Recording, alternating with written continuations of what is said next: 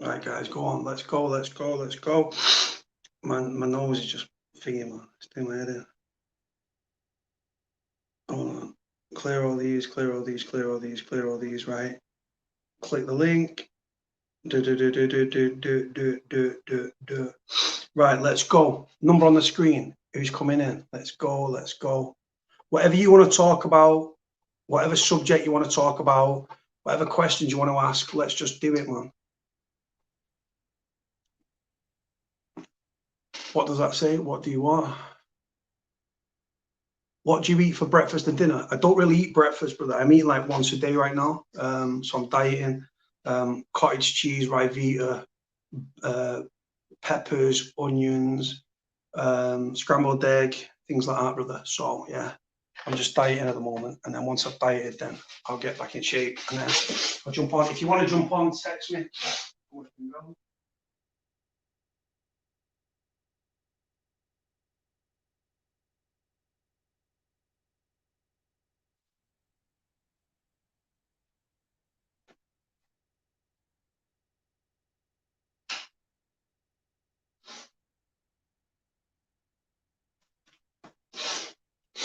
My nose is fucking running, man. So I hope I'm not got fucking corona.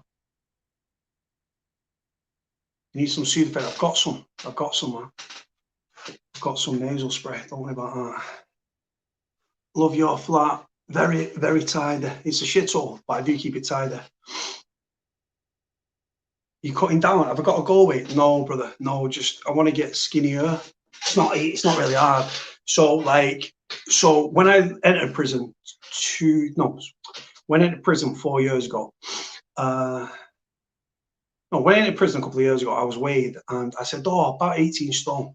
When I got weighed, when I was being processed, she said, try 22 stone. So I was 22 stone 6 or 22 stone 4.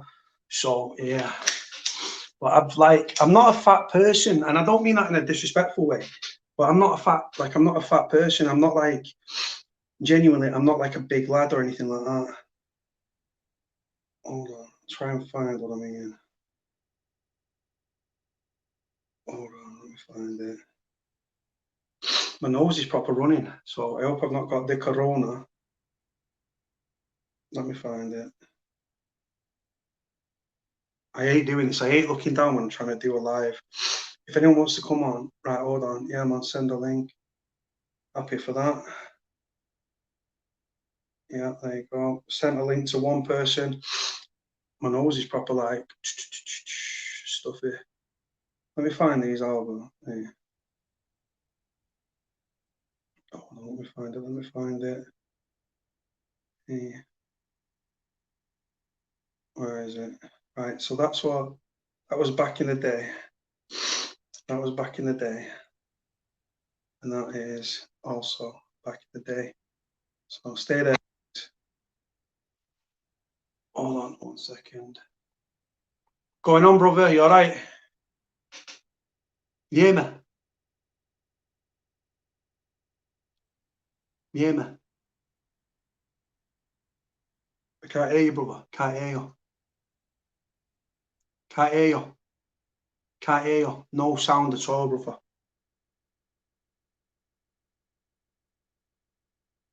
There's no sound, Adam. I'll boot you out. Come back in. I just kicked him out because there's no audio at the minute.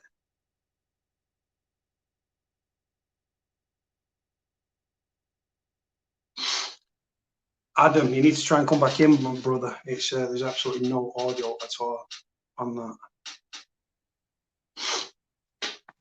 Right, so this is what I used to look like. This was like back in the day. Let me see if I can find it. Right, so that one.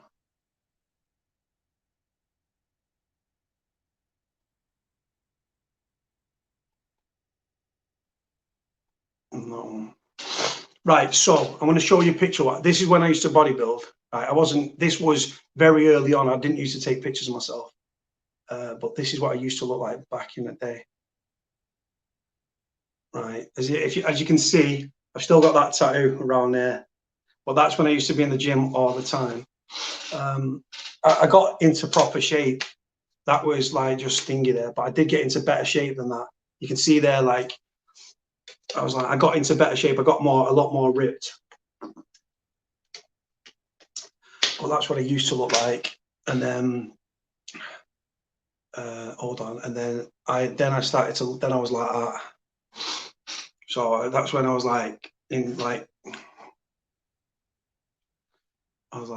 shape, but the world's worst pose, isn't it? But you get what I'm saying. So that's what I used to look like, and then that's what I ended up like, fat and out of shape. But yeah, you want to get what? Shoulders on you there, mate. Oh, I don't know, yeah. It was all like my shoulders and fucking arms were just massive, man. And then I just eating shit food and all that sort of stuff, and yeah, kills that way, doesn't it?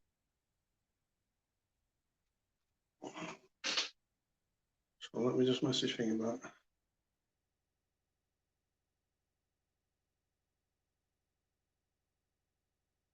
Do I want to get in my old shape? Yeah, I do. I actually do want to get into that shape again. Yeah, 1,000,000%, brother. Let me just go back to Adam. Adam, brother, I sent you the link. When you came on live, there was no audio at all. So can you try again for me, brother, please? Pull your headphones out or leave them in or whatever, but try again. Sorry, guys, I'm just trying to sort out the thing, the channel thing. Oh, I want someone to come on ASAP. So, yeah. No, I'm not, bro. I'm a realist, bro, about who I am, bro. I'm just a realist, bro, with who I am, bro. Don't worry about that. Just no confidence, bro. It's just how it is, you know that. So everyone's going through shit anyway. So I've got no confidence, got no self-esteem, and I've got no confidence. And then you get people like big bones excuse. No big bones, bro. No big bones, bro. Just fat, bro. I just fat. Yes, brother. Well done, Diane. Well done. There you go. Diane's lost 2.5 stone just by cutting out crap. So I don't have addictive tendencies, but my thing, I used to drink a lot of fizzy pop, right? No cigarettes, no drugs, no nothing, just fizzy shit. And did I ever take steroids? Yes, I did, brother. Yeah, I did. You don't get to be fucking that big. Don't get to be like that, bro, without steroids. So yeah, that was fat and out of shape. But steroids, like I said, yeah. And even though I've not been into the gym for that long, I still hold my size and stuff. Hold on one sec.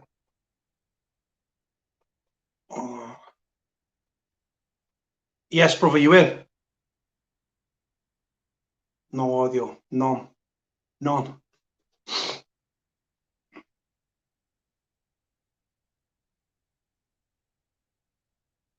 Nothing, bro. Pull your headphones out.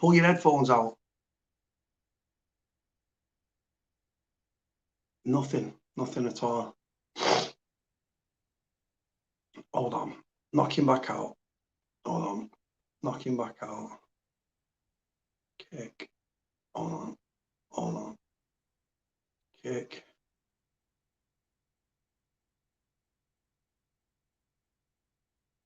Right, I'm not quite sure what's happening there with Adam. I've heard steroids make you angry. There is the old, like, what's the word? Like roid rage. Right, just stay there. I'm just going to get this nasal thing on my nose. What are you doing there then?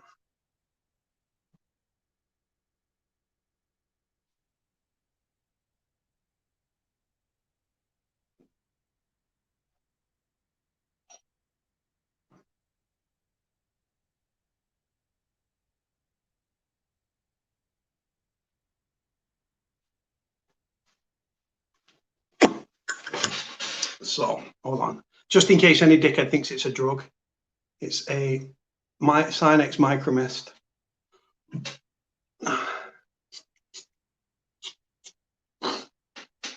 Yeah, I've got to be honest. So when I was on steroids, right, I wasn't like when I was on steroids, I didn't really get the roid rage or anything. I had a bad temper anyway, but no, I didn't get roid rage or whatever you want to call it. No.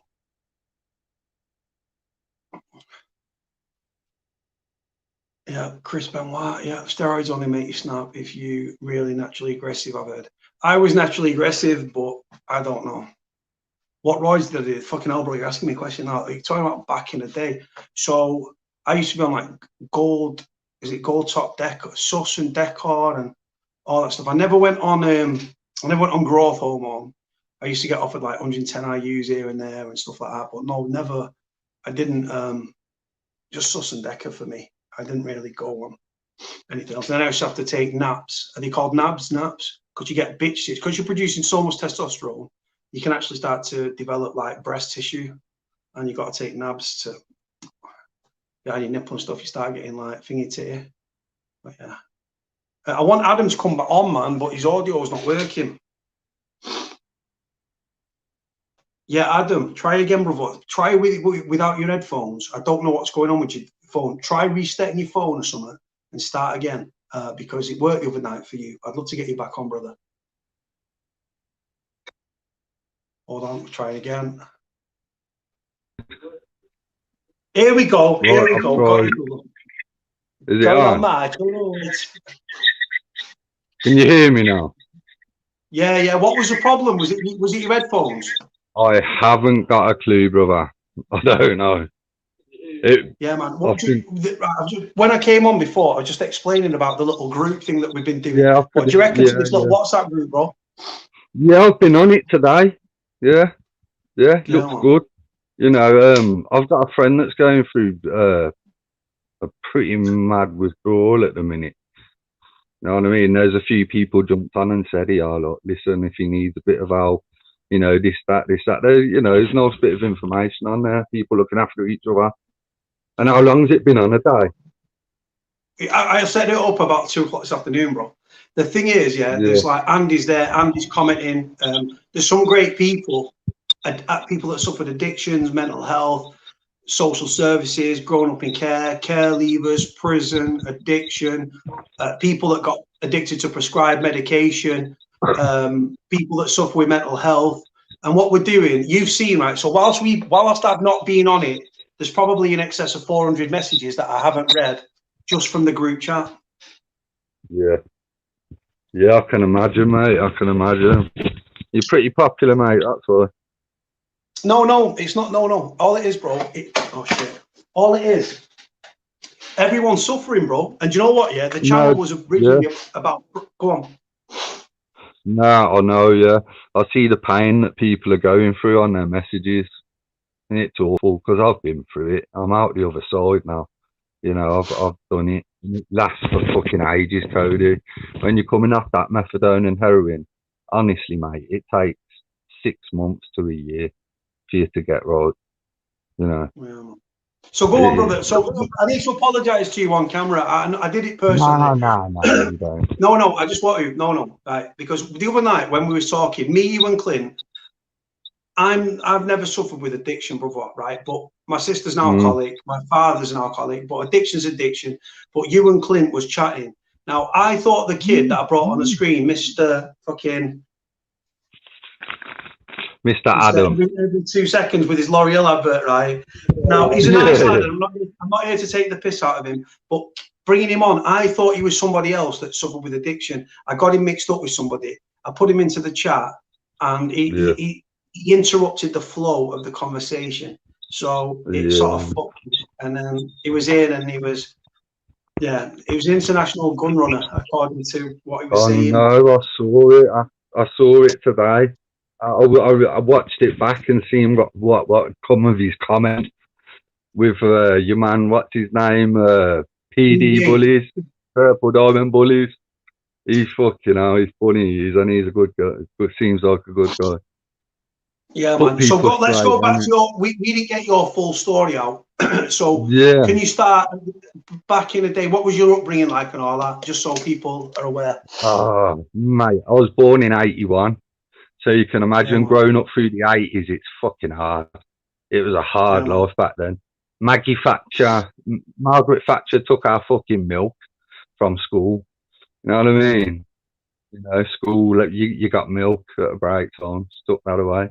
My scrambler got nicked out my fucking house when I was 8. And I was well on someone. That was the day my life turned fucking backwards, mate. And I just didn't care. At the age of 9 and 10, I was smoking weed. At the age of 11, I had my first acid in a local social club on a disco on a Sunday night with fucking school the next morning. Yeah. Look, growing up. So what was your own life like though? Family, mum, dad, brothers, sisters, Yeah, good upbringing, single mum. Yeah, a single mum with a 10-year-older sister. She lives in Newcastle now, but it was a tough upbringing, mate, with the boyfriends coming and going, my mum's boyfriends. So, I mean, and in the 80s, like, men really controlled women more than what they do now. If you know what I mean, there was more domestic abuse back in the 80s, early 90s. Domestic abuse was fucking terrible. And especially for new men coming in, and then you got, like, little kid there fucking getting in the way and that. You know, I used to get beat for little things, you know what I mean? And then, like, so you're getting that at home, you're getting abuse at home. Like, I turned to drugs as an escape from that. You know what I mean? Like everybody does. It seems to be the fucking same story, doesn't it? Like, you use, you know, marijuana at first, and we get the giggles. You forget about it. You go home and have a lovely night's sleep. You know what I mean? And then, yeah, look, for some people, it's a gateway, marijuana. But for me, I don't think that was the case. With me, I got to play drugs through a relationship going wrong and me being dumped off. And I took it really hard, mate. Really, really hard. So what age? So how come you ended up smoking weed at, like, what do you say, 8 or 9-year-old? What made you? Who introduced you to weed? Like 9 or 10. Who introduced you to it though at that age? The peers of where I lived, they were all older than me. You see, where I lived on a block of houses, over the way, there was like a little park area, literally 50 meters away from where I lived. And that's where the local hangout was, you see. So I was around the older lot all the time, you know what I mean? They're all smoking weed, tripping, fucking drinking lager, you know, crashing their cars and that, like, flipping their money about. Like, you could see them doing their dealing. Because at the time, where I lived in Redditch with them when I was a kid, that was the hub of the area, like, you know, where all the goings on, you know, all the dealings, all the main people lived in that part of Redditch where I was. You know what I mean? And you can't mention names and that, but yeah, the fuckers, yeah, man, they give it to me, innit? Finding it funny, getting little kids stoned, you know what I mean? Letting me have it, like, and just laugh at me fucking acting out on fucking off me face. Yeah. So Ash says, where's this guy from in the Midlands? I'm from Wolverhampton. Yeah, I'm from Redditch. I spent a few years in Kings Norton, but yeah, mainly I am from Redditch, which is like, so what was 10 miles south of that's Birmingham. where Ewell is, isn't it? Ewell's in Redditch, isn't it? Ewell, yeah, HMP Ewell's there, yeah. Yeah, it is indeed. I know a few kids that used to be there, innit? So what was you like? What was you like at school and stuff? What was your school like from primary school upwards? Disruptive, good kid, bad kid? I was a big kid for my age. I've always been a big kid for my age. And I was a good kid up until my motocrosser got nicked out of my house. Someone, like, burgled my house and took the motocrosser. And it was my pride and joy. I was good at scrambling. So, I mean, and that was the point then where everything just caved in for me. You know what I mean? And I just turned the other way and didn't want to know. I had boyfriends beating me up and that, do you know what I mean? And so I turned on that way. And from then on, I always wanted to be the hardest in my year, as fucking low as it sounds and as crappy as it sounds. You know, I wanted to be the big man. I wanted to take the most drugs. You know, I wanted to fucking have the most fights. I wanted to be the most feared. I wanted to fucking sell the most drugs as it goes down in my little area, do you know what I mean? And build a little reputation. which turns out with this fucking scar across my head here, which I did on the camera. Yeah. Where's that? Hi, So, mate. Can you go out the room or have a little chat, mate? That's a good lad. Good boy. Go on then. Go on then. Off the bed. Good lad. Sorry, my little son just come in. So with your, like, the fact you wanted to have a reputation so nobody fucked with you, did that stem from any sort of bullying or whatever? That come from bullying at home, mate, yeah? Getting a fucking levering off a grown man. Do you know what I mean? You're getting leverings off a grown man when you go home at night. You ain't fucking scared of the local kids, are you? Or the kids at school. Don't bother you, because you're getting beat by a fucking man at home. So what can they do to you? Nothing. Do you know what I mean? I got expelled from school at the age of 15. Yeah, I was in the last year of school and they just said, you might as well just leave. They didn't expel me. It's just a mutual thing. I just left though. I done one GCSE. I done fucking maths. If I didn't do it, my mum would have had to have gone to court though. Yeah. You know what I mean? So I had to fucking show up. My mum woke me up in the morning, give me a clip round the ear. You go, you better go to that. I ain't paying the fucking fine if you don't go and do it. I ended up getting a fucking G. Just writing cocks and drawing cocks and aliens and splits on it and shit. Bro, if I could turn back the fucking time, mate, I wish I could. So I mean, so many years wasted fucking about of all that. Not good. Would you say in your own life, was your mum more for the men than she was for her own kids, or did you pick, or was it a mix? Yeah, at the time, it was like 50-50. When she didn't have a boyfriend, it'd be all about us again, me and my sister. You know what I mean? But my sister's 10 years older than me, you see.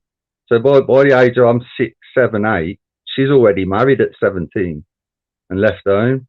So I'm 7, 8, 9 years old at home.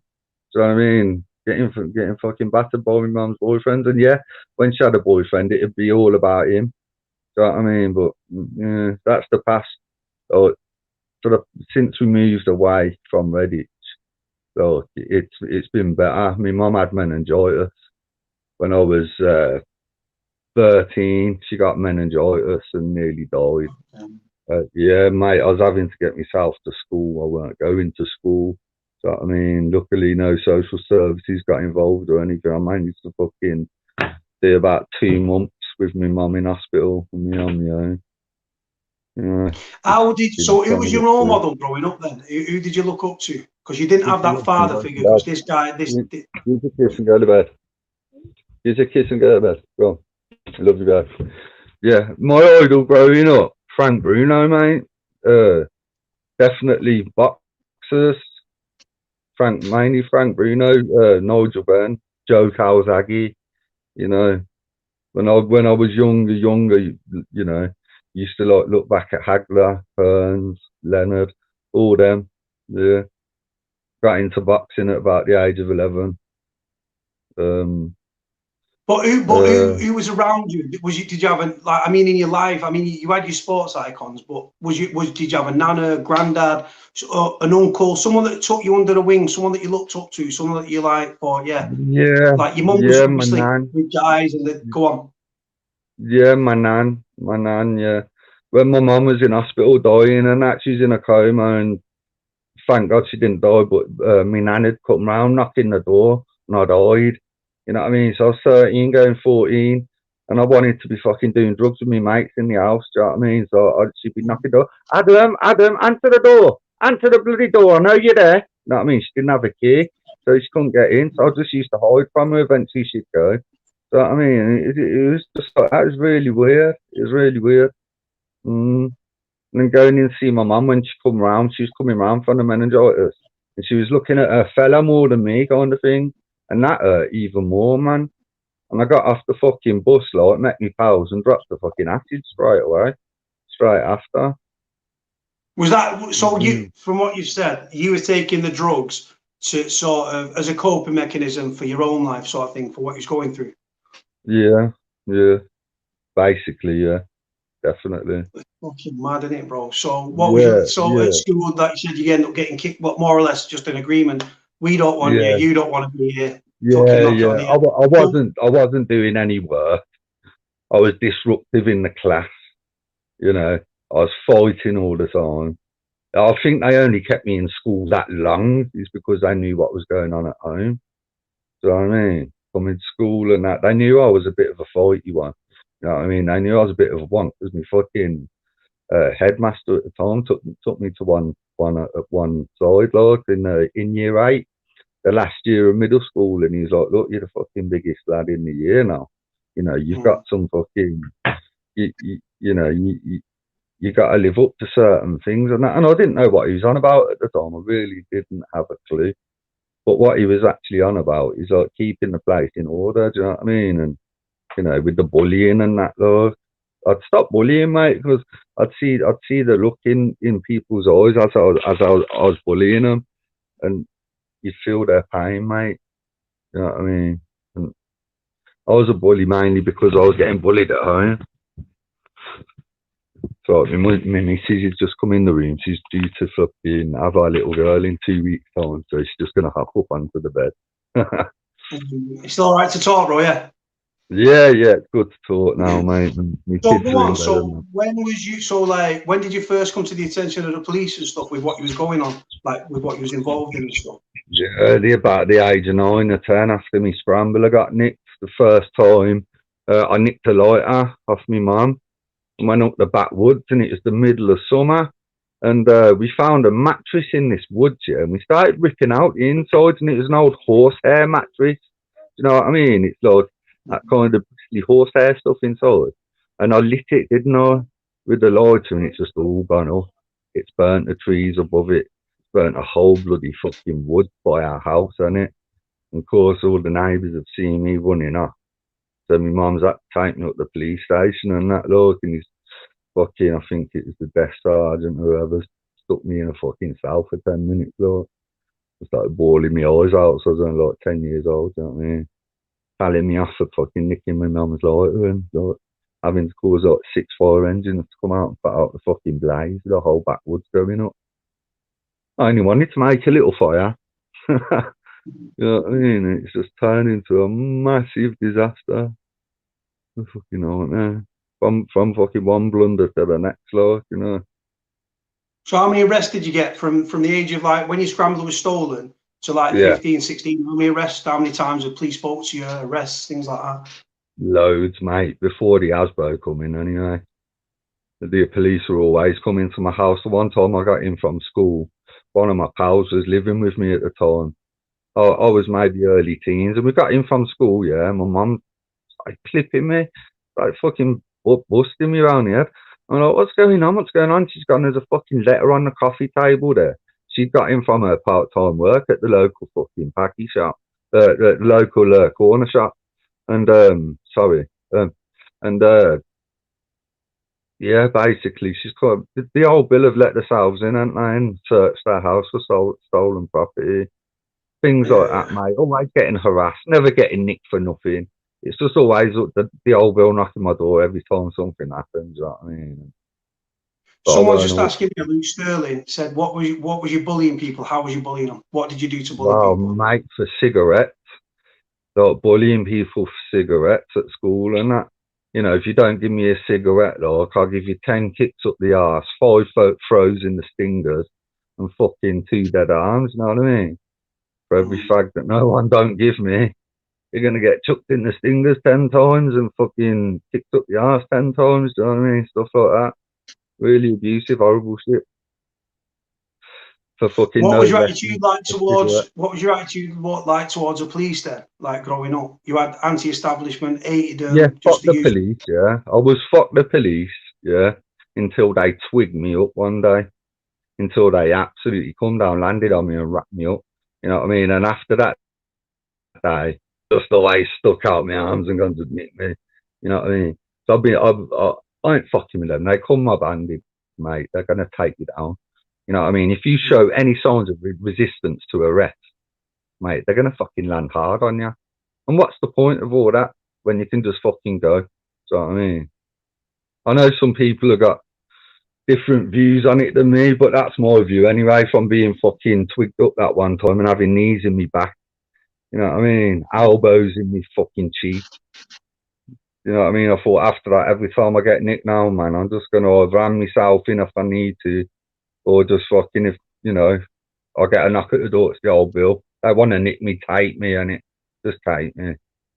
Can't be fucking arsed with fucking being ragged about and that.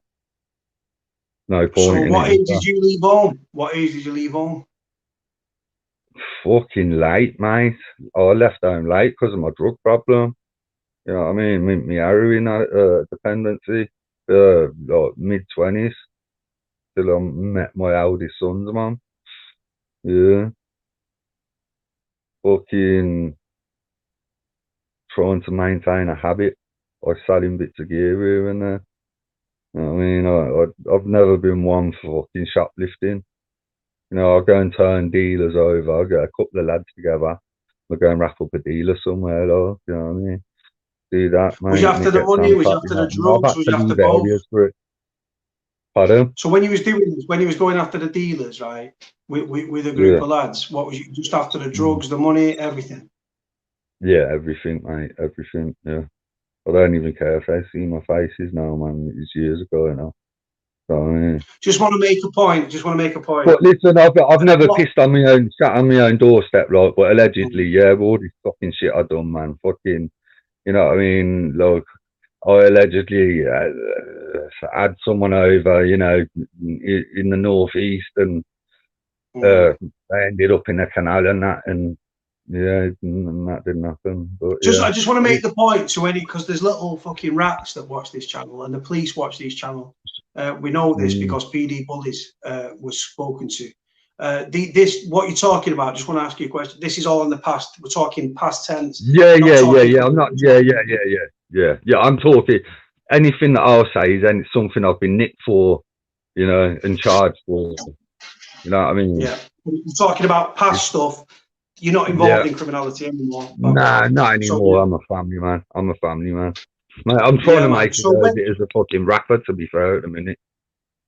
You know what I mean? We'll push your music, brother. We'll push your music. So it's a bit controversial. The last couple have been a bit controversial, to be fair. Well received by the comments. I got 76 comments on the one. No, 2 of them are bad. So not too bad.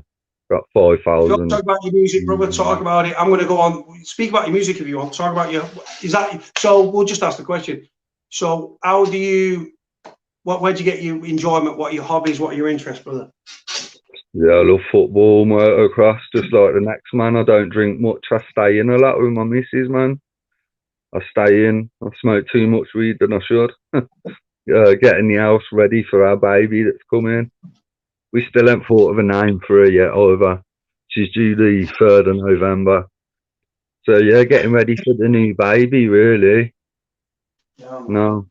Being fourth one. How many kids have you got? Yeah, being my 4th kid, so, yeah. Can't wait, really. Can't wait. The only thing is, I don't know if I'm going to be allowed into the birth, you see, because of this COVID stuff. Coronavirus shit, man. Stay there.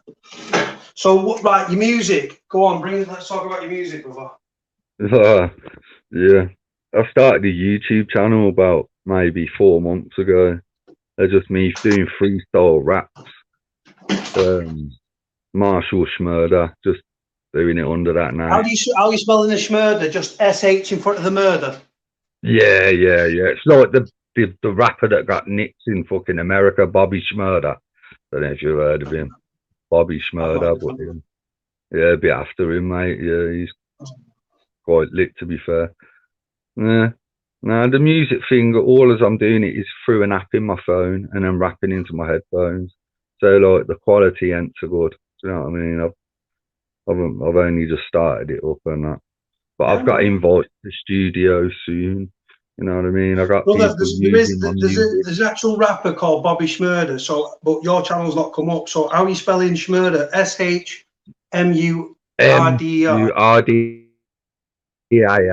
aka Scarface.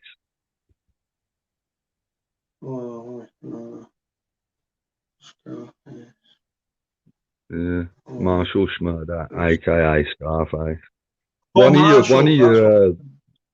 of your fans, when I was on live the other night with you, one of your fans was like, "That's Marshall, the rapper." I looked through the chats this morning. And one of your fans put, "Oh, that's Marshall the rapper." Hold on. Yeah. Hold on. But yeah, it's a bit controversial, to be fair, like the last one or two. I'm just having a look now. Oh shit. Talking about Atwood and Darren. Oh, no, mate, it's ruthless as well. I wouldn't play it, bro. You know what I mean? It's proper goes deep on it, though. I've actually had a podcaster use it for his intro and outro, though. Who's that? What's the Truth podcast? He's a guy from Florida. Yeah, What's the Truth podcast? So go on. So your music, how did you get into the music from listening to it to actually thinking, right, I can do this and start to like lay down a beat? Listening to it, 2001, I was trying to put my life straight and that, you know what I mean? I started doing the music back then. I met a lad with a recording studio in his house. I just got into it then. And then I didn't fucking rap for 18 years. And I started it in this COVID thing. Yeah. Just started doing it now through COVID. So where do you get your inspiration? Who did you grow up listening to want to do the rap and the music and stuff? Dre, Eazy-E, definitely Eazy-E, Snoop Dogg. Don't forget I was born in 81, so like come 95, you know, it'd be people like Tupac, P. Diddy, Biggie, all them. There weren't much in the way of British hip hop back then, other than Slick Rick. Don't know if you remember him, Slick Rick. No, he done a really famous tune in America in the early 90s. Been in a lot of films. I can't think off the top of my head what they'd have been in, but yeah.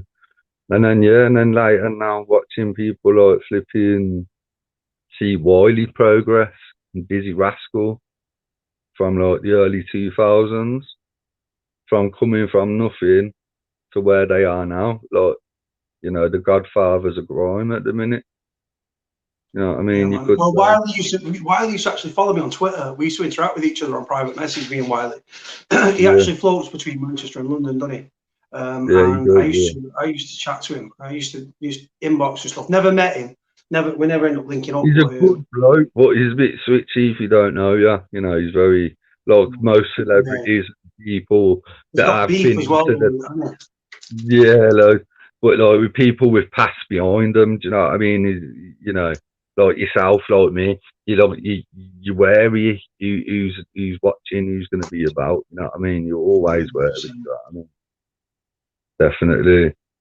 I mean, I've only been to prison once, and that was in '98 in Brinsford, YO.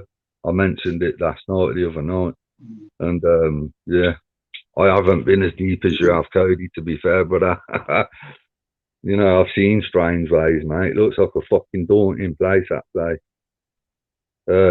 Yeah, I've done a detox. I've done a detox in Ancoats. It is, but it was Ancoats. I've done a detox. It's on the Benedict Street, brother. Benedict Street, yeah. Benedict Street, yeah. It's a place called Smithfield. Yeah, we spoke about it last time. Yeah, because it's the one street we know what, brother. Know what? CCTV. That's it. That's the one. That's the one. Yeah. So wait, let's go on, brother. So when did you first? So as you started to get to like 18, 19, where was you at? What was you involved in criminality wise and stuff? 18, 19. Stupid fucking commercial burglaries, bro. Still, yeah. Knocking fucking factories. Redditch is a little industrial town. So we got loads of warehouses and factories. And back then, people, you know, bosses and gaffers and that, they'd leave a lot of petty cash. There'd always be a lot of petty cash in the offices. You know, bottles of whiskey you could sell. You know what I mean? Like, and we'd always target the right ones and get the right ones. I mean, it'd only be a few £100 between us. You know what I mean? But that's enough to sort your weekend out, that is. You know what I mean? Back then we go up onto Broad Street. When did you start on the heavy drugs, on the Class A's properly? Like your first time you ever took a Class A? when I moved to Studley, little village, when I was like 19, 20. 19. Yeah. How did it come about? Did someone introduce you? Was it a peer? Was it peer pressure? Was it as a coping Somebody mechanism? moved in. Yeah, somebody moved into the flats where I live, and I got on speaking terms with him. And then we used to go around and play the PlayStation 2 and that. And he just fucking pulled out the foil one time. And I've done smackhead bashing, but I thought, he lived by me, so let's allow this. So I allowed it, man. I used to go around there for months and that, months and months and months, play video games with him. So I could sit around it. I knew what it was. And then me missus at the time left me, and it was a big shock. Like I said, I had a breakdown, and I tried heroin for the first time, and it fucking took all the emotional pain away. Took it all away with a few toots of that fucking, you know what I mean? With a few toots down that tube, chase that dragon a few times, mate. Your fucking problems are sorted. Yeah. Worst thing you ever did, brother, trying getting on the brown. So it stemmed from this relationship breakdown. You loved this woman, you worshipped her, and then she was gone. Yeah. From contact every single day to zero contact. Yeah, it's a heavy blow, man. It's a heavy blow. Yeah, it broke my heart, though, if you know what I mean. And I hit rock bottom with that. Yeah. Was you having the breakdown when she left you, or was it after she left you? You had the breakdown. It was after. When I was actually with her, I weren't moithered about her. Do you know what I mean? She didn't mither me at all. It's just like as and when as I needed. You know what I mean? One of them. And then yeah. All the wrong things you should do in a relationship, basically. You know what I mean? And she's seen better prospects and moved on. And obviously I wasn't ready for that. And fucking hell, mate, fucked me up badly. And that's how I got on heroin. So from her leaving, you started, you tried heroin for the first time. How did you take it? Was chasing the dragon, inject, smoking? Yeah, on the foil, bro. On the foil, chasing the dragon on the foil. That's the way I tried it. I think I smoked half a bag, ended up being sick. And I was fucking felt awful, and I was sick. And then after I was sick, I was like, fucking that was really good, that one. Being sick felt really good. But what the fuck? For the first few times I had it after that, then I was sick. And I started on about half a bag a day then, just going to my pals that lived in a few doors down in the flat. Yeah, and he shouldn't have given it to me, really. And he was like, say I was like 19, he was probably like 26. So he should have known better, really. You know what I mean?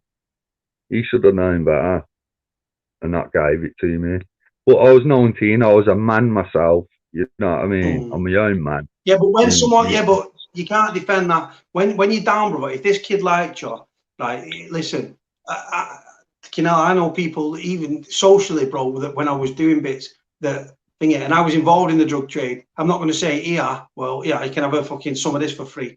It's a scumbag move, brother. People are directly away from that. It's not the answer. Knowing what comes with it, with the addiction, you shouldn't. No one should ever tell anybody to try this, have a bang on this, try this, because it's a lifetime of misery, brother. It's a fucking lifetime. I hate twats like that. Sorry, bro. Well, listen, man, I've been clean 4 years now. So that was 2016. Yeah. I got on it in the year 2000, so I had 16 years of misery from that. 16 years of misery. And it caused a lot of fucking pain and hurt throughout my family as well. Do you know what I mean? Of the years of abuse. I got my missus sat next to me now, and she'll detest it. Yeah, I never got one person on the gear. I would never get gear for anybody that didn't never do it. You know what I mean? Because there'd always be the local faces scoring, innit?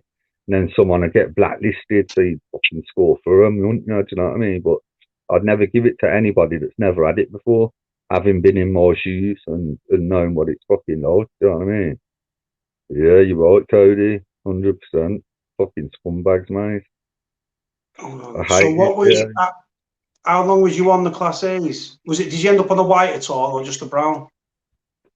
It was the heroin for the first 14 years. And then the last 2 years, it was both. Snowballing it. Yeah. So you have cranking it up. Yeah, got deep, mate. How Got did you? deep. I've asked Clint this as well. You're in the group chat with Clint. Clint was on the other night with you. Clint, Yeah, I 22-year remember. right? How? I asked Clint this question. When you're snowballing, right? So for those that don't know, snowballing is heroin and crack together. How does it? Because one's a downer and the other one's a high. So how do you get a Yeah, hit right. first and then it goes down and then you go up, or? Nah. Well, I'll explain this because I always had that thought in my head, yeah, before I'd done it. I thought, how the fuck do these two match together? Do you know what I mean? An upper and a downer like that. It surely can't work, like.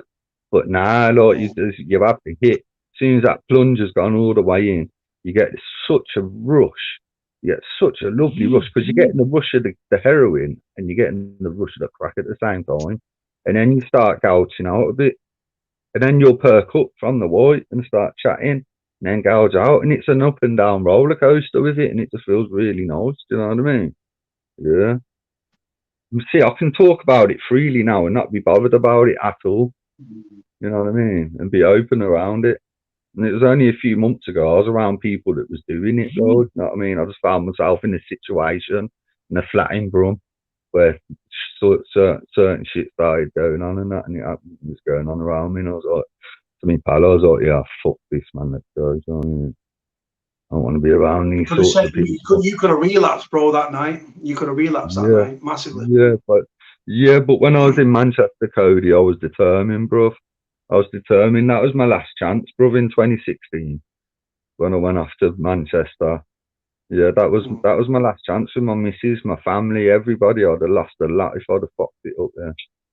And I was ready in myself after 16 years of toiling, of fucking scrimping, scraping together just to keep your habit alive. Do you know what I mean? Because like methadone code, and it ain't no good, mate. You know what I mean? Because they'll give it you, and then you'll use on top, and then you've got two habits, then, mate. You know what I mean? I spent 16 years with two habits. You go to the clinic, you go to the chemist, you get your methadone, you have your methadone, and it'll work for a little bit, and then start rattling because you need your gear as well to go on top. Do you know what I mean? And I really think there should be more, a lot more correspondence between patient and um and the doctor. Do you know what I mean? There should be So more ringing you then, your phone was testing vibrating involved to to make fuck. sure you're not using. Subutex is the way to go, mate, because you can't use on top of it really. If you want to get I think clean, someone said the other Subutex is day, the way to go. Subutex is got a blocker in it as well on it or something. Yeah, it's a class opioids called buprenorphine. It's under the buprenorphine umbrella, so you can get like Temgesic, Espranor. Hold on, bro. I got someone trying to call me. I'm fucking dickhead. I'm trying to turn it off. Yeah, Yeah, your phone was ringing, bro. You heard it vibrating as you was talking. sorry, mate. Sorry. All right, bro. Hold It's on. mine then, bro. Don't worry about that. It's life, bro. So I was going to say to you, so how long was you on? So the age of 19, when this relationship broke down, you tried the heroin. How long before it grabbed you? Because obviously it's one of the most addictive substances on earth. Yeah, it was probably like it had grabbed me in the first couple of weeks, but it was the first, I'd say, month or two I noticed it when I was at work. Landscape gardener, like, and I'd had a funny night. I couldn't sleep all night, and I was like fucking, tossing and turning in my bed, looking at the clock, thinking, "Fuck me, I got work in a couple of hours now. I still ain't slept. I've gone to work. It was a nice sunny day. I'm in a t-shirt and shorts doing my fucking gardening, me mowing and that.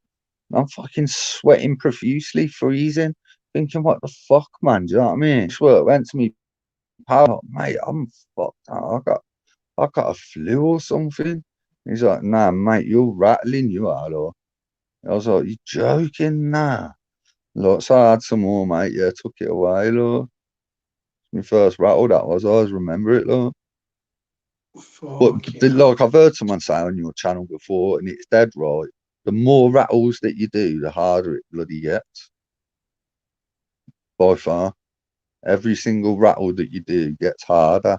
And the fact is as well, you're getting older at the same time. So I mean, your body's getting older and more withered with it at the same time. I mean, I walk around between 14 and 16 stone, 9 stone, and bone, like literally. You know what I mean? And now I'm like just under 20 stone. You know what I mean? Like unfit 20 stone. I'm starting to hit the fucking gym soon, I think. So when you was on the drugs, bro, what was you? How long was you an addict?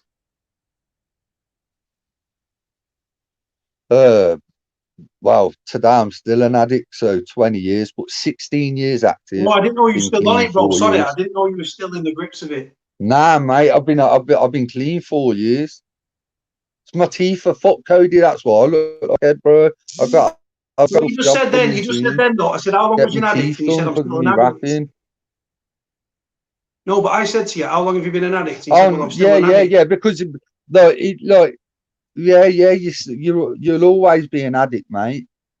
Once you've had an addiction for so many years, you're always an addict, mate. It's always there.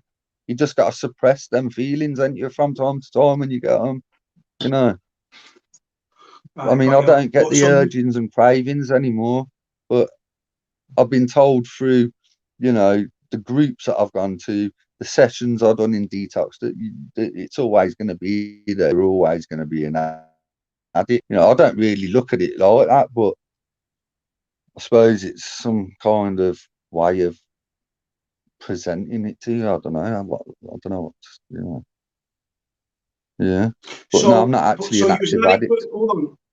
You was an addict for, right, you stopped using 2 years ago, 4 years ago. So how long was you an addict from till you stopped using? From 19 to what age? All the time. All the time. I break down once or twice a year. You know what I mean? Say, I've had enough of it. I'm gonna pack it in. You start doing your rattle, you get fucking 3 or 4 hours in and that. And go and score. You know what I mean? You have to be ready. So like basically I was on it like any heroin addict, solid until you're ready to stop and come off. Do you know what I mean? Because people get so scared of the withdrawal symptoms. It's such a big thing and that. And I think actually we become more softer, more pussy like. You know what I mean? The more it goes on in having to dodge the fucking illness, which you cannot dodge it. There's no dodging getting away from it. One day you gotta face your demons and come off that shit. There's always, you have to be ready inside, mate. Everything has to align. The stars have to align for you. I think it's a very, very big thing. You know what I mean? I don't know a lot of people that have actually come off of it. Can you just explain to somebody that's on one hand, Cody? Yeah. Can you explain to somebody watching this just how bad the withdrawals get, the rattle, how bad they get to someone that, like you're talking to somebody, I've never. Cody, I can hardly hear you, mate. Hold on. Is there any way of turning your volume up, brother? No, I know why. Because we've done this, right? Wear your headphone. Put your headphone into your phone and then pull it out and it'll reset the audio. Yeah, I've done that. I'm not on my headphones. No. Do it now and it'll reset. Oh, right. Okay. Yeah, I'll get you. This is what I used to have to do. I'm a bit of a dumbass with technology. On WhatsApp. If you put it in the end and then rip it out, it should reboot the thing.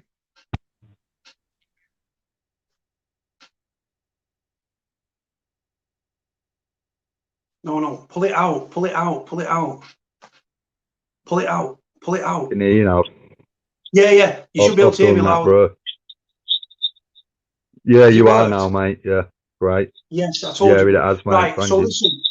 So, like you're speaking to somebody that has no idea about drugs, how would you explain the withdrawal, the rattle, the different sort of levels you go to as you can't get hold of the drug or you need the money to get hold of the drug? Withdrawals, what are they like? Can you explain to people that are watching, please?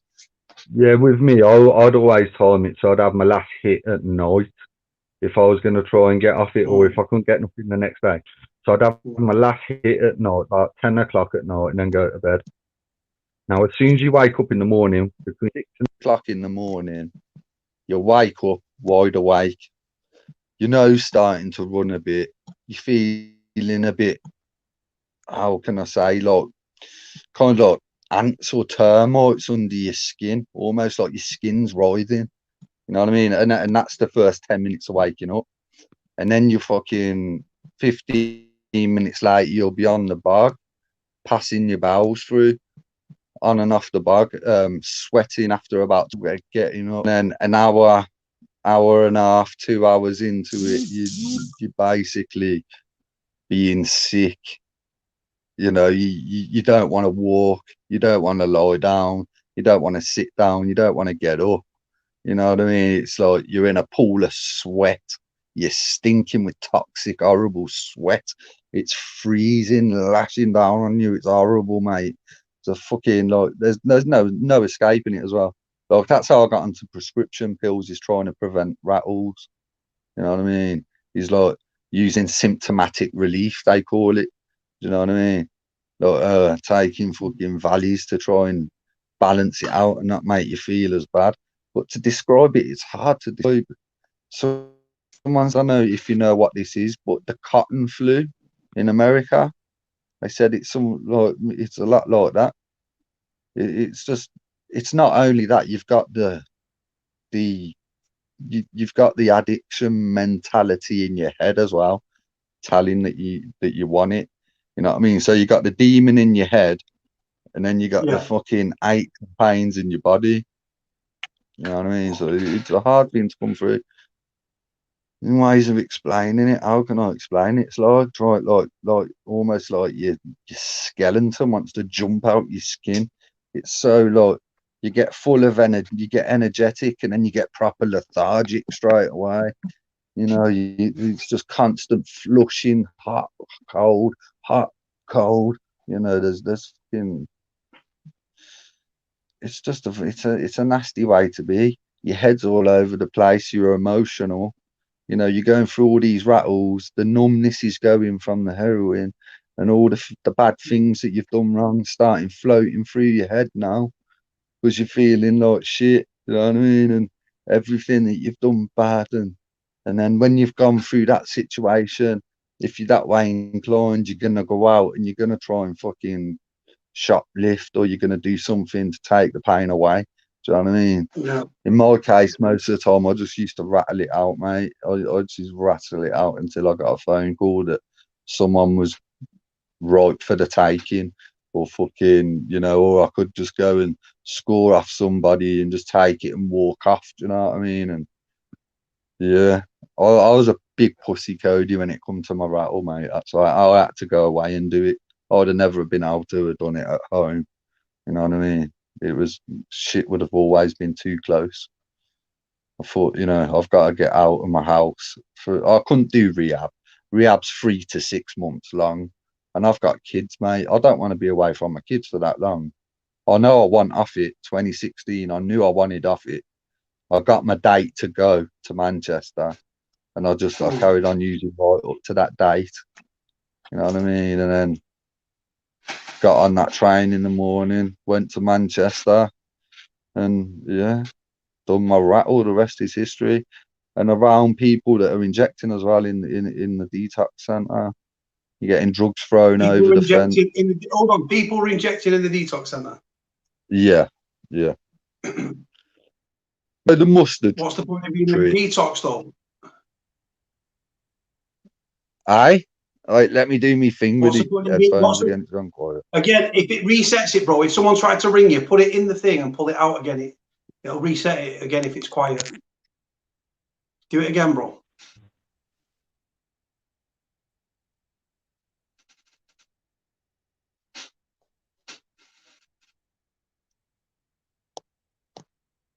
Can't hear you, bro. Can't hear you. Can you hear me? Yeah, I can hear you. I can hear you. I can hear you, bro. Yeah. If someone tries to ring you on WhatsApp or something, if someone tries to ring you on WhatsApp, it will completely fuck the audio. So you got to pull it out and start again, brother.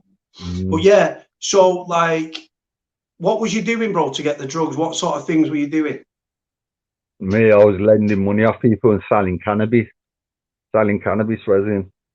So I was getting my money for it. Yeah. Well, how much would you have it a day at the height? At the height, mate, I'd do as much as I could get. As much as I could get. But like at the lowest, you know, the lowest I'd need for a day would be 3. And that'd be scrimping through the day with 3. You know, teetering on the edge, just keeping yourself nice, you know what I mean? Yeah. But like, as many amounts as I could get hold of, mate. My pal had a script of OxyContin, what he didn't want. So he used to give them me monthly. And these OxyContin, mate, you can fucking smoke them, you can inject them, you can do anything with them. And it's cleaner than actual heroin. When you break that tablet, you have to get the paint, lick the paint off the tablet, off these OxyContins, crush them up in the spoon, cook it up, suck it through the filter, and it's just like water, mate. It's so clean. As soon as you put water to it, it changes it to something called diamorphine, which is heroin, which is pharmaceutical heroin. So I was doing that with putting bags in it as well. You know what I mean? So before I went to fucking Manchester, mate, my habit was huge. It was absolutely massive. Yeah, and I'm like really tripping my bollocks off, hallucinating because I hadn't slept for like a week or 2. I've gone to the toilet one morning, there's fucking blood everywhere, where someone's had a fucking hit in their groin, and it's fucking just bled everywhere, man, and I've just left it. And I've seen the little prick what come out the toilet, what did it as well, though. So I fucking gone mad, smashed his door in and that, and fucking give him a bit of a levering. And I should have got kicked out for that, but for what he did. Do you know what I mean? And like, I got on with the staff there. That's the thing. I was all right, the staff and that. But I was around the geezers what were fucking scoring every day and that as well, because I'm not a snitch. You know what I mean? So I could talk to the staff, and I can sit round with the lad. You know what I mean? And they're all fucking going off in the bush and having a fucking crack pipe. You know what I mean? And I'm sat there thinking, man, I'd love a fucking crack pipe, but I'm here to do it. I smoke weed all my life and I love it and I smoke it to this day and it helps me. But, you know, I didn't even smoke weed in there. There's a woman from Coventry in there, mate, and she was fucking blazing weed outside. You know what I mean? And it's fucking so tempting to have a couple of drags, but I just knew if I'd have had a couple of drags, so I was piss tested every 3 days, mate. It'll come up, and you get every 4 days, you know. And it's called 6-man.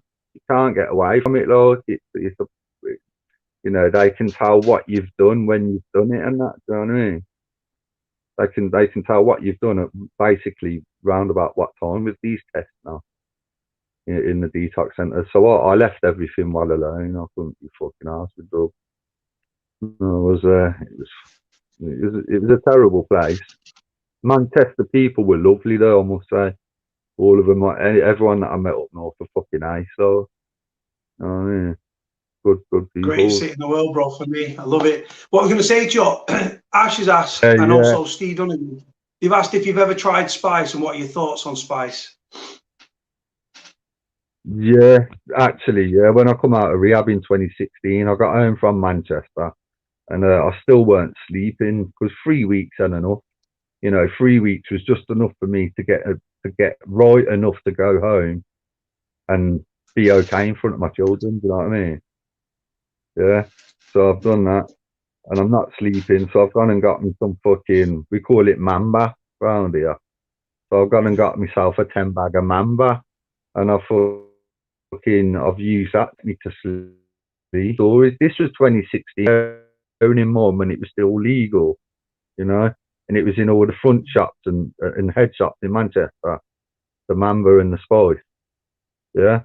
So I've got some, and I'd roll myself a tiny little spliff of it and have 3 drags, and it had put me to sleep. And I knew not to have any more than them 3 drags.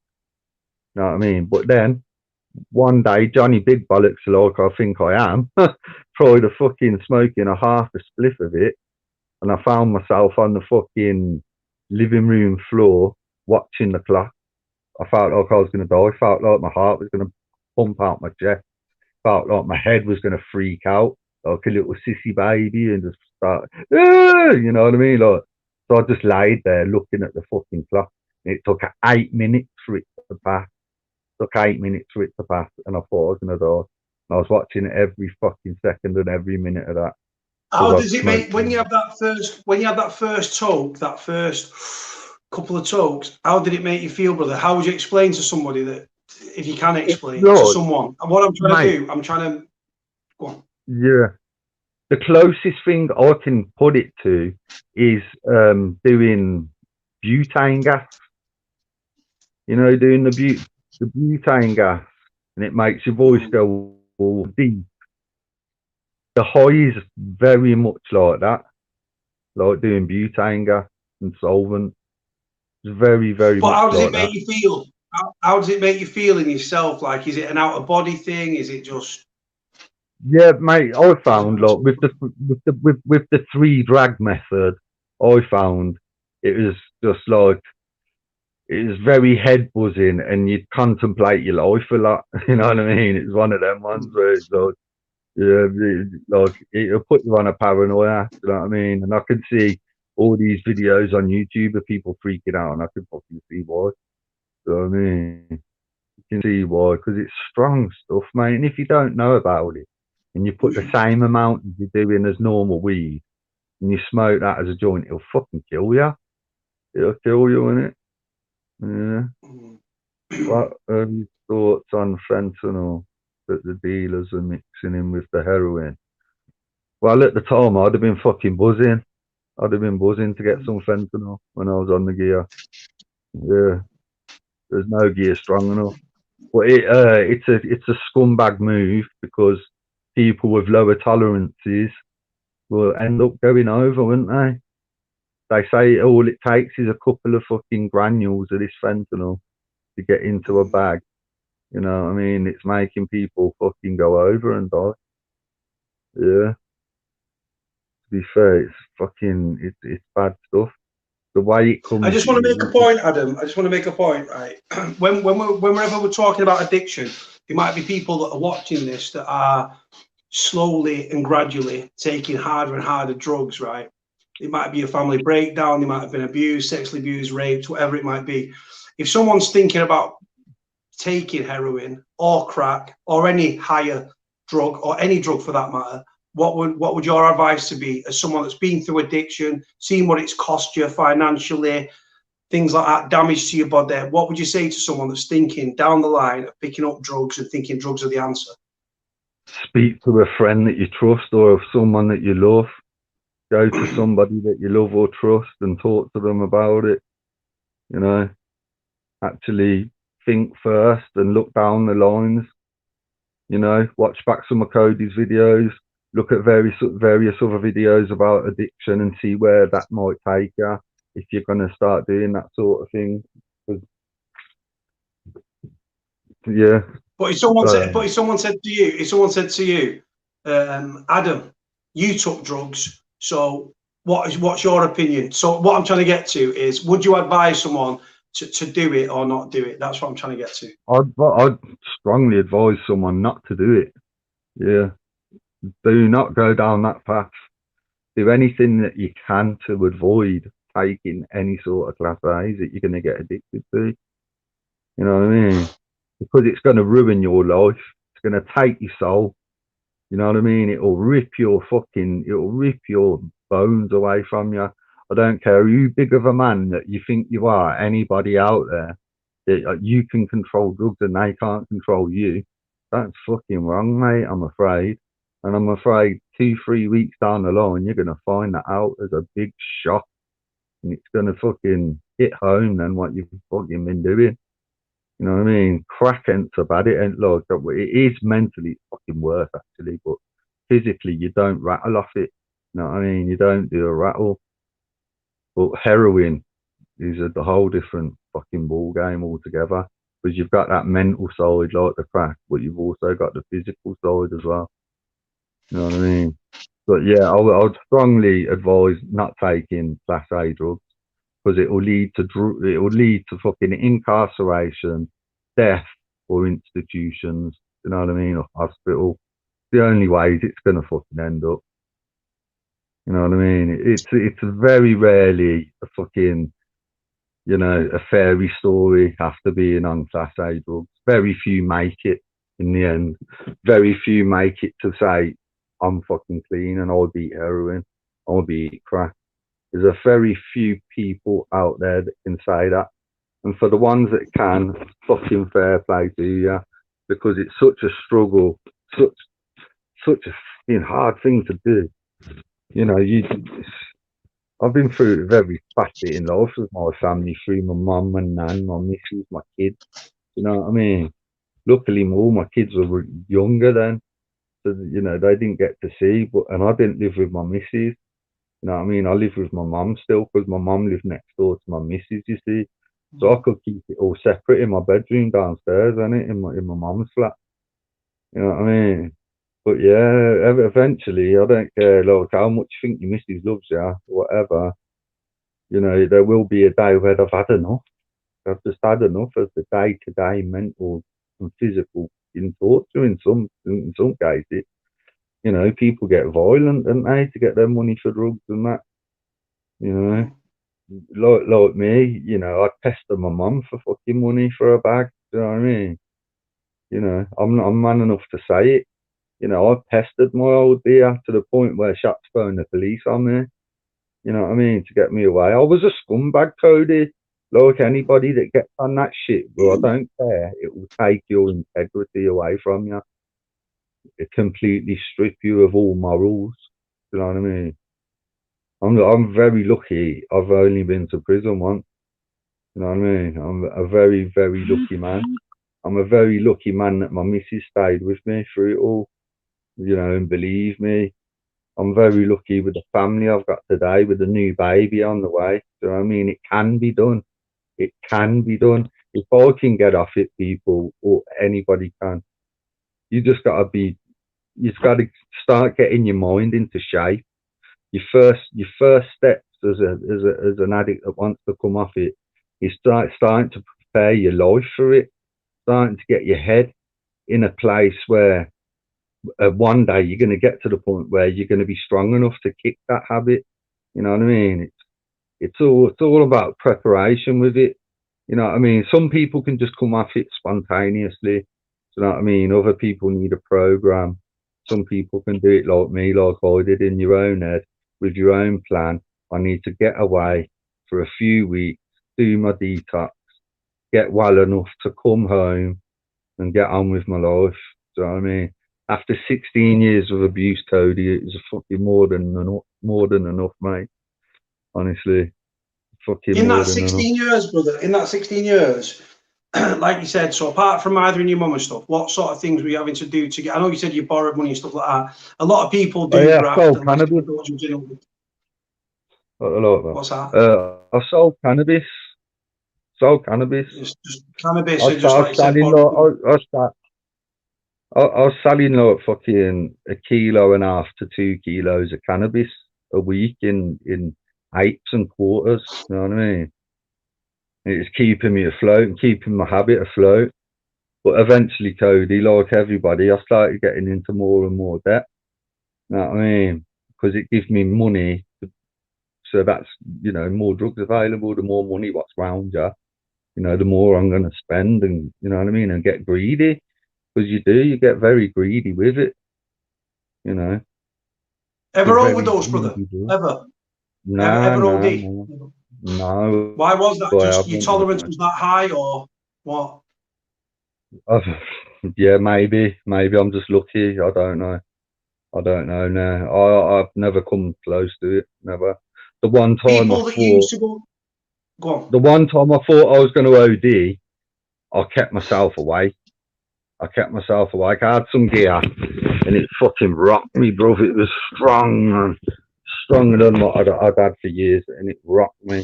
And I just fucking go to sleep, but I kept playing FIFA and kept myself fucking away, and kept myself away because that's how you'll OD.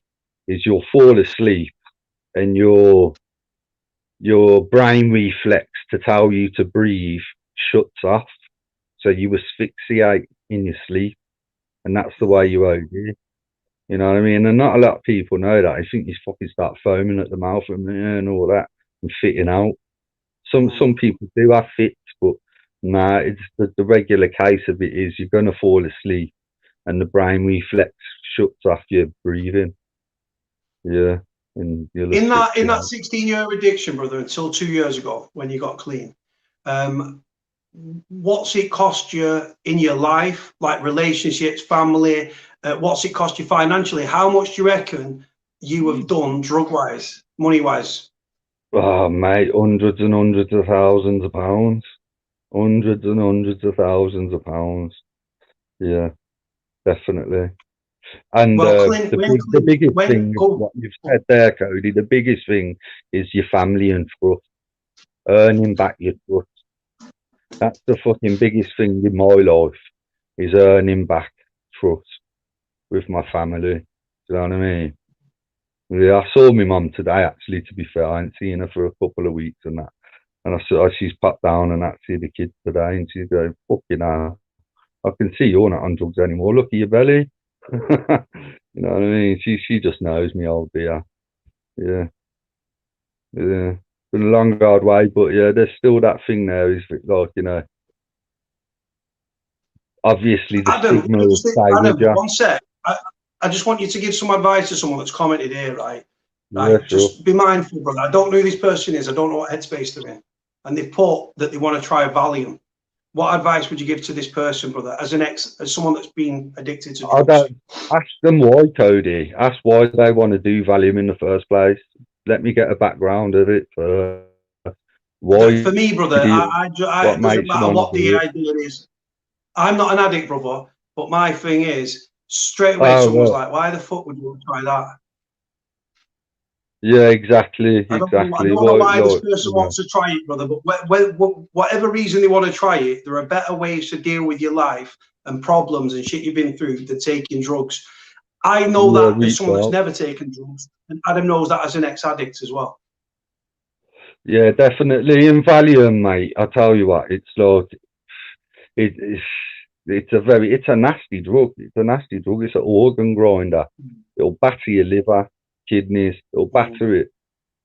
And if you do get addicted, you know what I mean? That is a very massive, massive rattle that is far more mental than anything else. It'll fuck you up mentally, that stuff. I'd stay away from Valium unless you're already prescribed it. Unless a doctor prescribes it. Don't go buying it. What it is, Adam, the reason, Adam, that I'm so like this is there might be people watching this, right, that are going through some shit and might think, oh, well, Adam took drugs because of a relationship breakdown and I'm going to take. But the thing is, what I'm trying to get out of you without putting words in your mouth is to deter people. Because I don't want loads of people thinking, oh, well, I've got a problem, I'll pop pills, I'll buy them off the internet, I'll buy them off the dark web, I'll buy them from a dealer. Because what that does, it's not a way to deal with problems. And if someone told you, Adam, when your relationship broke down when you was 19, if someone said to you, Adam, I'm going to show you in the future what your life will be like if you take this drug right now, you probably wouldn't have taken it. Am I right? I wouldn't have took it, no. Million percent. I would not have touched it. No. Nah. If someone could show you a fucking recording of your life for your addiction, you'd be ashamed of yourself. You'd be ashamed of yourself. The levels it will take you to are fucking dark, mate. Dark levels. You know, I don't care who you are. Look at them Essex boys that got fucking shot. Pardon? Go on, brother. I was just about to say, how has it affected you health-wise, brother? Fucking hell. 2016, before I went into rehab, I was on the verge of death, mate. My liver was like someone that had been drinking whiskey for 40 years. You know what I mean? I had a bad spleen. Well, in the 16 years while I was a fucking addict, in 2006, I ended up with 6 blood clots and pleurisy and pneumonia in my right lung from injecting. You know what I mean? I had blood clots in my right lung from it. I was in hospital for fucking 3 or 4 weeks. And that happened to me 3 times, 2006, 2010, in 2014. You know what I mean? I was on the way out, mate. My body was ready to give in. So I started putting on a bit of weight again because I knew I was going to rehab. So I started cutting it down, and I was in the frame of mind where I wanted to get clean, and I want off this shit now, man. It's too much. Yeah, so I started putting on a little bit of weight, getting my body prepared to get off it then. What made you, can I just ask, right, what made you want to get clean? Why this moment in time? Why think this, I don't want to do this no more? Because of my family, mate, my kids and children. I'd lose everything. You know what I mean? My kids, my children and kids and my missus were everything to me, and my mum. All of them, they're everything to me, man. And to lose them, I know I would have gone down the other path then into hard crime, because I wouldn't have had that good fucking team around me, my little team. You know what I mean? There's like my sister, my mum, my nan, my missus, a couple of my pals. Do you know what I mean? I've got a good team around me. You know what I mean? And that's one of the keys to getting clean, is having good people around you, supportive people. You know what I mean? My missus has, stood by me through the lot of it. So you miss it? Can I just ask? So your missus, she's never been a user or any sort of addiction? Just nah. She's fucking fuming because she's give up smoking, ain't she? Because she's pregnant. November the 2nd, baby's due November the 2nd. So it's like she stopped smoking, and she just. Is this your first kid together? First kid together as a couple? No, it's our third. Yes, man. Do you know what, brother? Would you answer me a very, very candid question? If she would have left you, would you have blamed her? Nah. No. Would you have put up with? I would have. I would have blamed her. Fucking right, I would have blamed her. But like, being a real man, no, I wouldn't blame her. It would have been the right thing to do had I not complied and been ready at that time. Yeah. I think, definitely 100%. Fucking leave me alone. Get as far away from me as you can. Yeah, I love that honesty there, brother, because that's the thing. It's quite easy just to wash your hands and say, you know what, fuck that. But love, bro, kept you together. So I'm interested to know, you've been to prison one time. What were the circumstances that led you going to prison?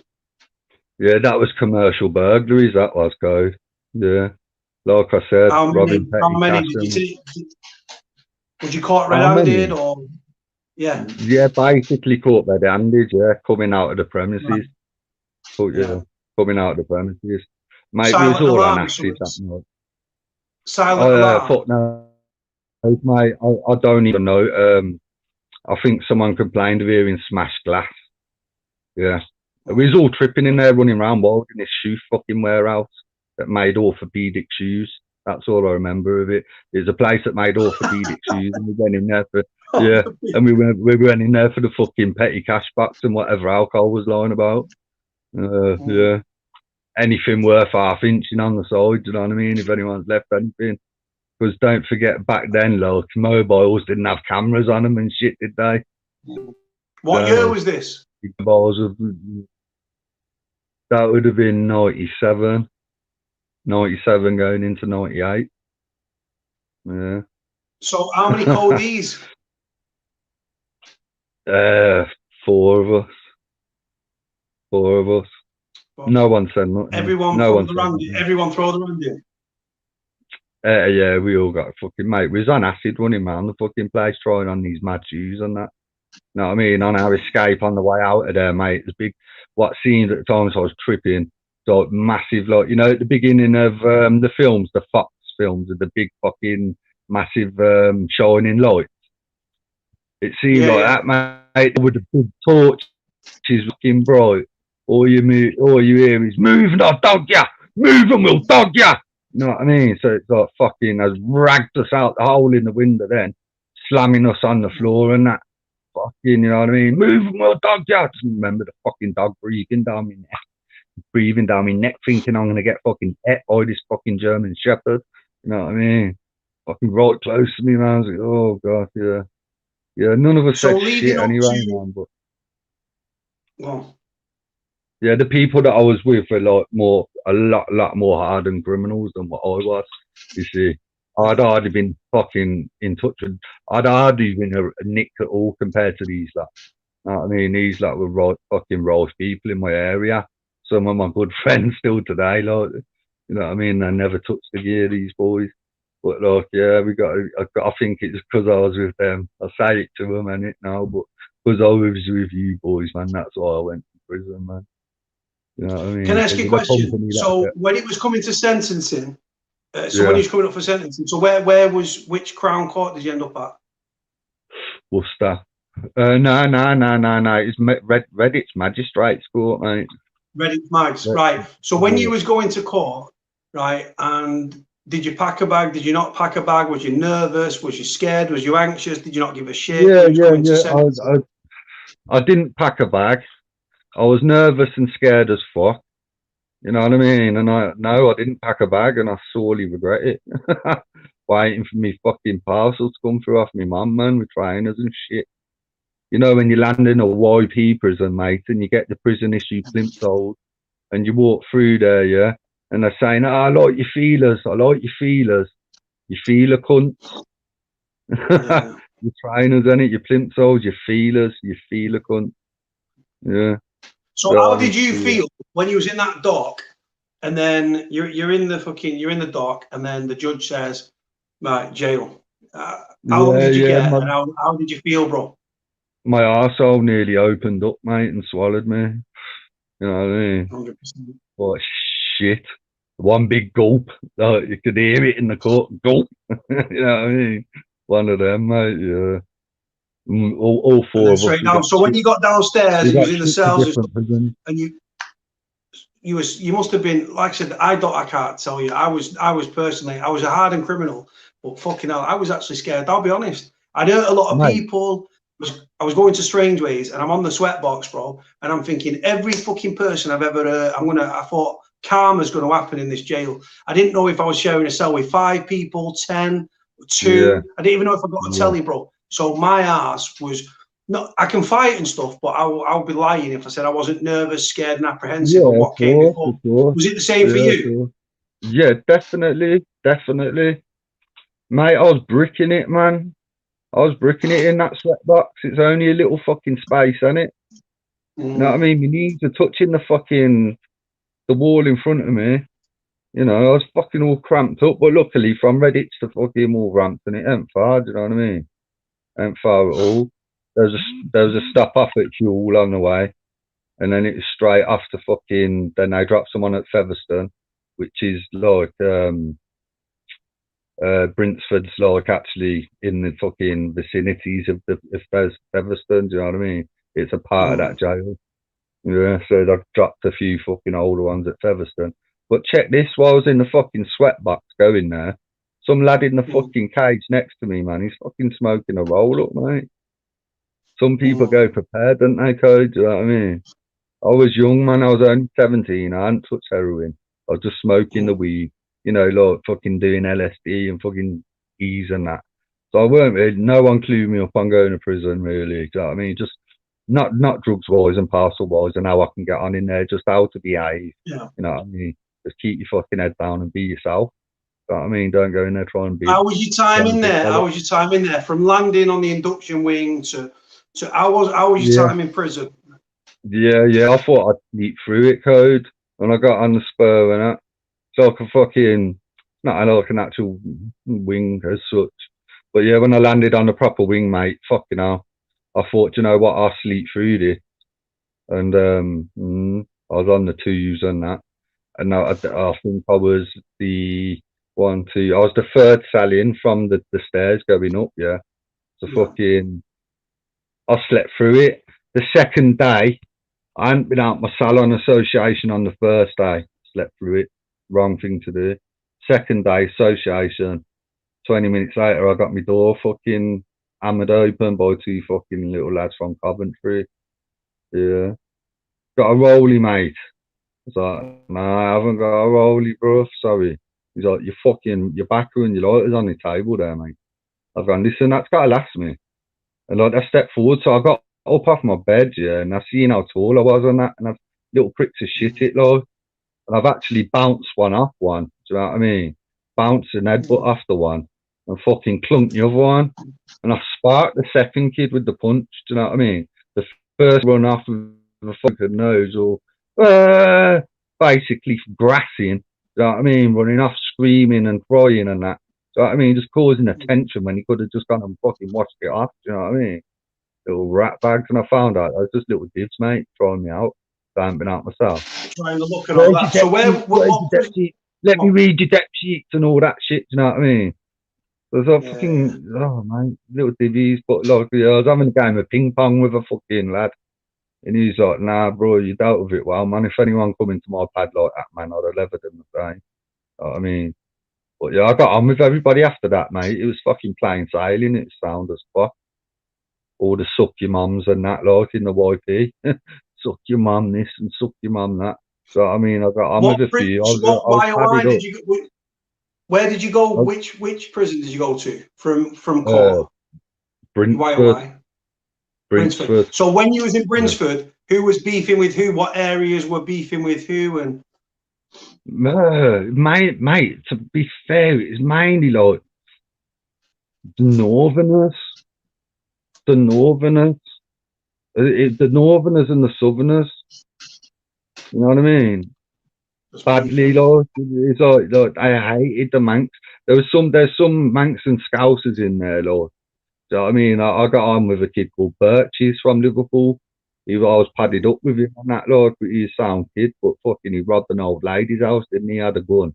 He's robbed the old lady's house and the gun's gone off and shot her through a fucking abdomen and that.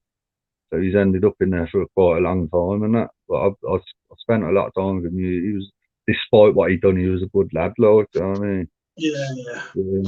But yeah, I got on all right, man, wheeling and dealing bits of tobacco and that, and, you know, fucking playing pool and ping pong, having bets on for burns and stuff. I got on quite well in there, mate. Luckily, how violent was it? How long before you saw your first bit of violence? The next day, the first day you arrived, that happened to you? Yeah, like the second day I arrived, I filled 2 kids in. That was me personally. Do you know what I mean? But yeah, fuck me, mate. I seen someone get a fucking, well, I don't know what it was, mate. It was something squarish. I didn't see what it was, but it was something hard in a sock. I seen someone get clattered with one of them. Like, messy business. Like, 2 of them just kicking the fuck out of him and just lashing the fuck out of him with whatever they had in the sock. I don't know what the fuck it was. It looked sharp and square. You know what I mean? It was just fucking digging into the man's skull, the kid's skull. You know what I mean? It was ripping flesh.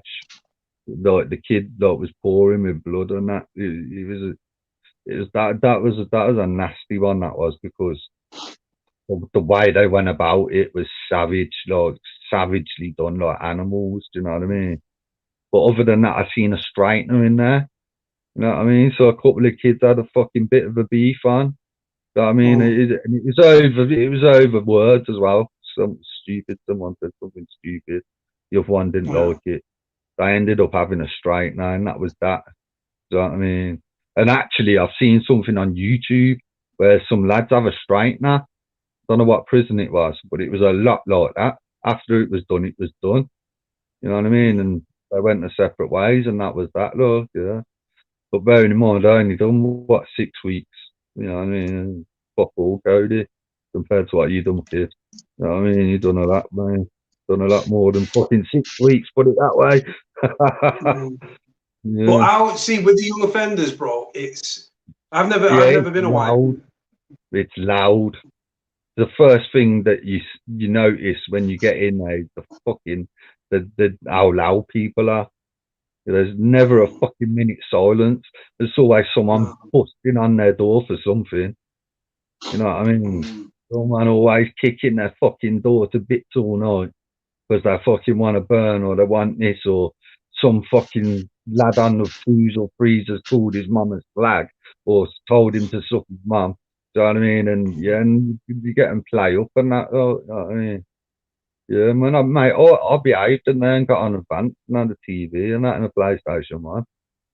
You know what I mean? It sounds. The little time I was in there, it weren't too bad. Just be yourself, bro. Do you know what I mean? Just, Yeah. you know. And you've got to be far more cautious than you are on the street as well with who you're talking to. And I just never spoke to anyone if I weren't spoke to, mate. You know what I mean? Really. Yeah. Till So let you me get interrupt to you for a know second, the, Adam. till you So get to know the some little faces. go on. Some little dickhead just gone, I've got a bad past or something, like, mate, my account, you thick fucking idiot, is in my name, right? Some muppet, bro, right, it's just, my name is, my channel's not in somebody else's name. I've not got like a pseudonym. My name's my name, you fucking asshole. What a fucking, fucking Yeah. wanker. Come and see me, whack Trolls, ass, little trolls, muppet. mate. Get Go your on, no, it's face cool on now. all that to you. Go on, sorry, brother. Go back to your story, brother. It's your time. Tell them to get their face on here so they got the bollocks to talk. I haven't got no bollocks, smash their heads in, but carry on. Squirrels. Yeah, yeah. Fucking hell. I split up with my missus before I went in. I didn't know whether that was the right or wrong thing to do, but I found out it was the right thing to do because she waited for me there. That was the one that fucking finished with me and I turned on the gear. You know, I was 17 when I was locked up, so it was her that I was with since a really, really young age, though. Just waited for me and that, and yeah, got out and I was even more abusive and worse than I was before. I mean, thought I was bad then, thought I'd earned my stripes, Cody, you know. Because I've been to prison, thought you think. When you said you was in this cell and these two muppets came in trying to try the luck, bro, trying to get you burned, like how tall are you and how big was you for 17? I know you said you was always a big lad growing up. Yeah, 17. I was probably like, so I was probably fucking 6'2". 6'2". I only smoke weed and I train then.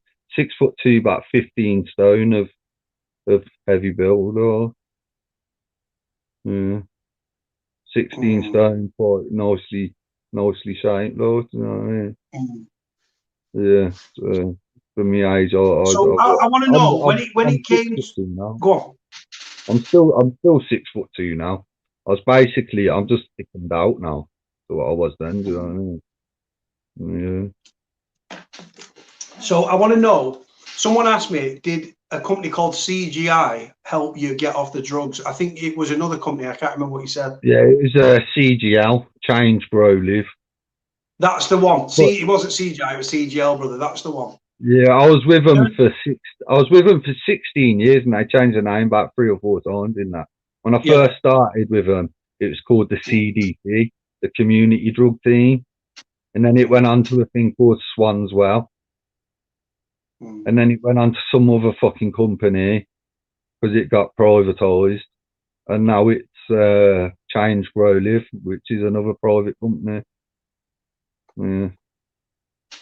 So can I just ask, we spoke about this the other night, how long from asking for help did it take you to get into a rehab? Because I'm sure you said 4 years. 4 years, wasn't it, Bob? About 4 years, wasn't it, Bob? About 4 years, mate. 4 years out to wait. Unbelievable. Yeah. And obviously, I know the answer, but is that too long, brother? 4 years, it's a lifetime too long. It's a lifetime too long in that world. 4 weeks is long, mate. You know what I mean? Even if you have to wait 4 weeks, it'd still be fucking dicing with death every day, ain't you? Not only just with the drug use, but with the bit of people you're mixing with and that. You know what I mean? And depending on what you're getting up to. Because it's like every facet of your life is scoring, isn't it? So like you do whatever you can to get them fucking drugs, mate. You know. And you fucking, to me, it was like, I'll hurt people that ain't my family.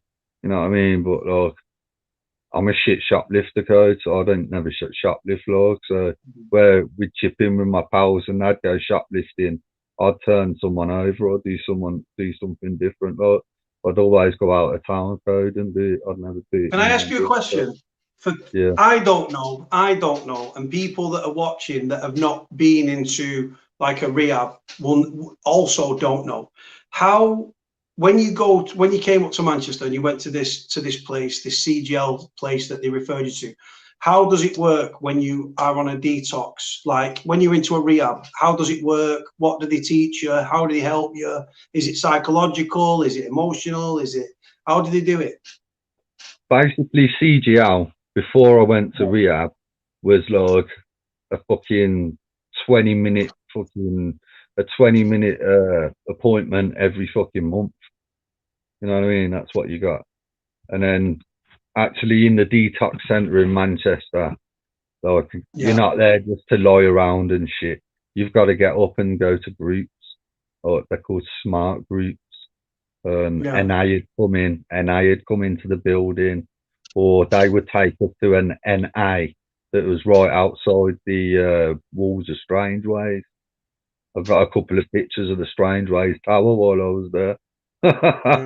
Well, I mean, it's looking, but yeah, I think apart from the people doing the drugs in the detox centre, that place in Manchester was it was good. I like, you know, it was a nice place to be. But there was certain fucking people that didn't want to be there. It's either people that have like come out of prison and straight into the detox centre, people that families that are pushed in there and they don't want to be there. You know what I mean? There weren't many in my frame set of mind, as well as, you know, I want to get clean, fucking get rid of this shit. You know what I mean? There's just people there because they had to be there. They didn't want to be there. You know what I mean? Was there people there that might have, a judge has given them a last chance and said, if you don't go to this detox, I'm sending you to prison? That sort of scenario as well. Yeah, and a release, like a prison release. Like, we release you if you go into a detox, you know what I mean? And then they'll go to detox, and then they'll go to rehab after that, and then they'll be rehomed in a different area. You know what I mean? So when I was in Manchester, I've met a lot of people from Coventry in Manchester while I was there. There's a lot of people that have been addicts in Coventry and moved to Manchester, and they're like 1, 2, 3, 4, 5, 9, 10 years clean. You know what I mean? Yeah. Like there's a lot of people that from the Midlands I found that was up there and stayed in Manchester, and they reckon they're clean. But yeah, we said it the other night about, like I said, I think Manchester was worse than Birmingham. I really do. It's like, yeah, you got a massive homeless population up there. You know, the homeless population is huge. Like, compared to Birmingham, I couldn't believe it. You know, because in the detox centre, you was allowed out for an hour a week or like a couple of minutes a day, and it shocked us. They'd take us for a walk. We'd come out the detox centre, go to the little news agents, walk round down onto the canal, and there's fucking needles everywhere, all down the canal, and needles all down the side, and like spoons and everything, man. It's fucking disgusting. I couldn't believe it, and I went mad. I was saying, why are you bringing us for walks? Where we're going to be walking past needles and shit like that? Well, why take that route? It's all to keep you in the system, mate. Keep you fucking addicted, innit? To keep it in your mind. I'm sure it is. When you got a script, they can keep tabs on you on where you are. You can't just leave the country when you want. You know what I mean? Because you got your script to fucking maintain. You don't have your script, you're in shit street because you're going to be rattling your bollocks off. You know what I mean? So the government, I think, like people to be on drugs. They can, like, you know, they can keep you in the country and monitor you. You know what I mean? That's what and also found, by committing crime, because obviously a lot of people that are addicts have got to commit crime. By committing crime, they're keeping the prisons full, and that lucrative business keeps going. It's mad, isn't it? That's it. Yeah, now the prisons are going private. Yeah. It's mad, brother. So what's the next couple of years like? What have you got? What are your plans for the future, brother? Interested to know. Oh, for me, now I don't. You need to marry your missus, by the way. No pressure. You need to marry her off. No pressure. I know. I should have married the last year. We are going to get married one soon. I should imagine. Not probably a year's time when this little one's toddling about. I should imagine. But we should have got married years ago. She's my non-wife. Don't know if you've ever watched EastEnders when Martin Fowler was trying to marry bloody Stacey. he was like telling her she's his non-wife. So I say to my missus, she's my non-wife. She's got the ring and that, Lord. We don't need people to tell us that we're in love. It sounds like your missus has saved you, brother. It sounds like your missus and kids have saved you, brother. Fucking right, they have, bro. Yeah. Yeah. I was homesick as fuck when I was in Manchester. I was only there for 3 weeks, mate.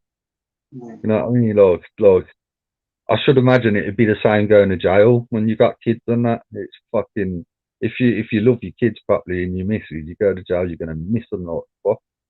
So you know what I mean? Mummy, yeah, you're right, Cody. My missus and kids, they've saved me, mate. They saved me. Yeah, I couldn't see it any other way. Do you know what I mean? It's just that bond.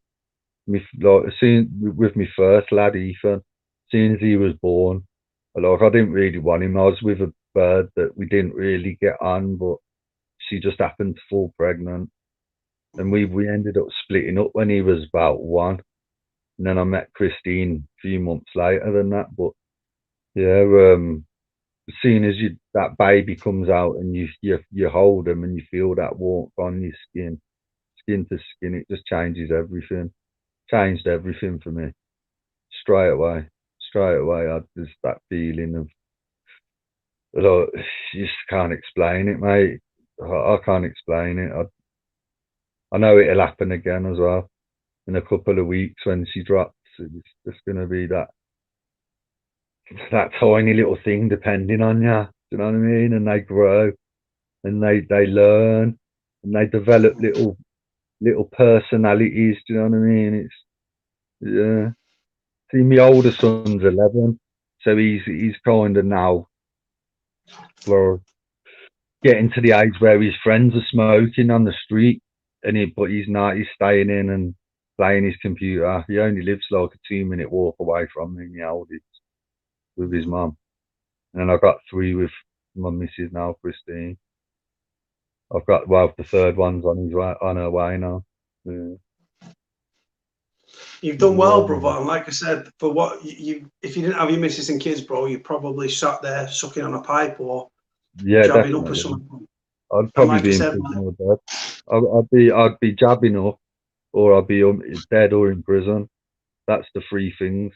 I'd have been an addict still, doing real bad shit. No, I mean, I'd be blagging post offices and that probably if I weren't with my missus. Do you know what I mean? You know, I'd just be on a rampant fucking crime spree, I think. Where did you meet her? She moved in next door to me and my mum, mate. Yes, the girl next door. Can borrow some sugar and all that, one of them. Can borrow some sugar, babe? Yeah. How long before you sneaking her a bit of cock? How long do you reckon, Chris? But, oh God, a couple of months maybe. It was the summertime as well. She moved in the summertime, so she shared the communal garden as well. You know, I mean, I was only just single. I was only a few months into being single with my oldest mum, you know, with her. But yeah, Christine's a little stunner, mate. She caught me eye straight away with her little skirt on and that. Well, she knows what she was doing, bro. Bending over like that, just doing a bit of gardening. Yeah. No knickers on, bending over and all that, showing you the goods. That's it. Yeah, same as me as well. Like, I was standing in positions where I think, yeah, that's my best pose. That one, isn't it? That shows me cock off, but it's getting a semi on and standing there like some tight shorts like that. Oh, yeah. One of them. Good morning. Morning to you. So, how's your mum? You spoke about your mum. How's your mum now? She all right? Yeah. She lives in a bungalow with my nan in a little village just down the road. So yeah, she's looking after my nan that turned 90 on Monday. Shout out to Nanny Cook. Shout out to Nanny Cook. You know what, brother? You get your only, bro. I worship my nana, and she died when I was 16, bro. And hit me hard, bro. No, listen. The things you get, do you know what, bro? Life isn't forever. And like I said, a lot of people take things for granted, and they shouldn't do. But like I said, you sound like you're in a good place, brother. So are you on? So you on a scripture tour? Sorry, mate. Sorry. It's all right, bro. Look, You're a popular guy, bro. Fucking hell. Go on, do that little thing, bro. The audio thing. It'll work. You there? Can't hear you. Can't hear you, bro. Can't hear you. Thing. Right, you're back. Come on. You're a popular fucking lad, bro. Your phone's not stopped going off. Oh. Okay. You there? Can't hear you. Can't hear you, bro. Fucking hell, I was doing so well then. Can't hear you. Can't hear you at all, brother. Can't hear you. No sound. No sound. That's me talking with my hands, guys. No sound. Hold on. Oh, he's got fucking hell. That's damaged my eyes, that. Right, guys. I was just about to ask Adam if he's on a script or anything like that. And then was going to probably wrap it up. But, yeah, man. And then what we're going to do is, if he doesn't jump back on, what we'll do, we'll continue. Really, really interesting stories. Back. Yes. Is it back on? Brother. Can you hear back me on, now? brother. Yeah. Hear me Someone now? rang you. Put the audio. Yeah, I can hear you, brother. Got you. Hear me now? Hear me Right, now. So, go on. I was going to say to you, so are you on a script at all? Or no subbies, no methadone, no fuck all? No opiates. But I am prescribed diazepam, zopiclone, and pregabalin. What's the pregabs for? They're for nerve pain, Cody. I think from injecting so long into my arms, you know. I know what pregabs are big business in prison, brother. Pregabs are big business. It's like a strong nerve, like agent killer, like severe pain, isn't it? Yeah. It's like you know, I was injecting for 14 years, and I only ever injected into my arms. You know, I never went into my groin, never went into my feet. It was always I had the veinage to do it in my arms. Do you know what I mean? And I think my left arm's a bit fucked. It goes numb all the time. You know what I mean? I think it's from all the jabbing up, you know. All the citric acid and all that fucking your nerves up and all that, your veins. That's it, yeah, because you're just pushing needles all through up your arm, up your forearm, into my hands, into my hands, my wrist, doing the veins in my wrist at one point, mate. You know what I mean? That's fucking that's savage if you miss. You know, if you get it in and then the needle pops out and you still push it in and it starts missing and blowing up. Fucking hell, people inject because so to a hardcore addict, if they was given a choice of smoking it or chasing the dragon or fucking injecting, they'd rather inject because you know what made me flip? You know what made me flip? When I was working, I couldn't afford to maintain a smoking habit while I was at work. And I found out that using a pin, you get a harder hit with less gear. Yeah. So I started using the pins, and then I could take that, wash it up in the morning, take the pin to work, and then at dinner time, go in the bogs, give it a shake, and fucking whack it up, like, and then back to work. So what was you working as at the time? What was you working as when you was doing that? We was going around I was a driver's mate, delivering beer. Delivering beer around the Midlands and that. So I was a driver's mate, and that's a fucking stop up at one of the places where we was like dropping beer kegs and fucking, you know, crates of hooch and shit. You know what I mean? Like, remember the lemon hooch? Like, lemon hooch, man. The bottles, man. I remember them. Yeah. Delivering them. That was like so you go to the box. So your boss, your company, your guy you was working with didn't know. You go into the box and went for a shit, and bam, straight in. Nah, nobody knew I was on the gear, mate.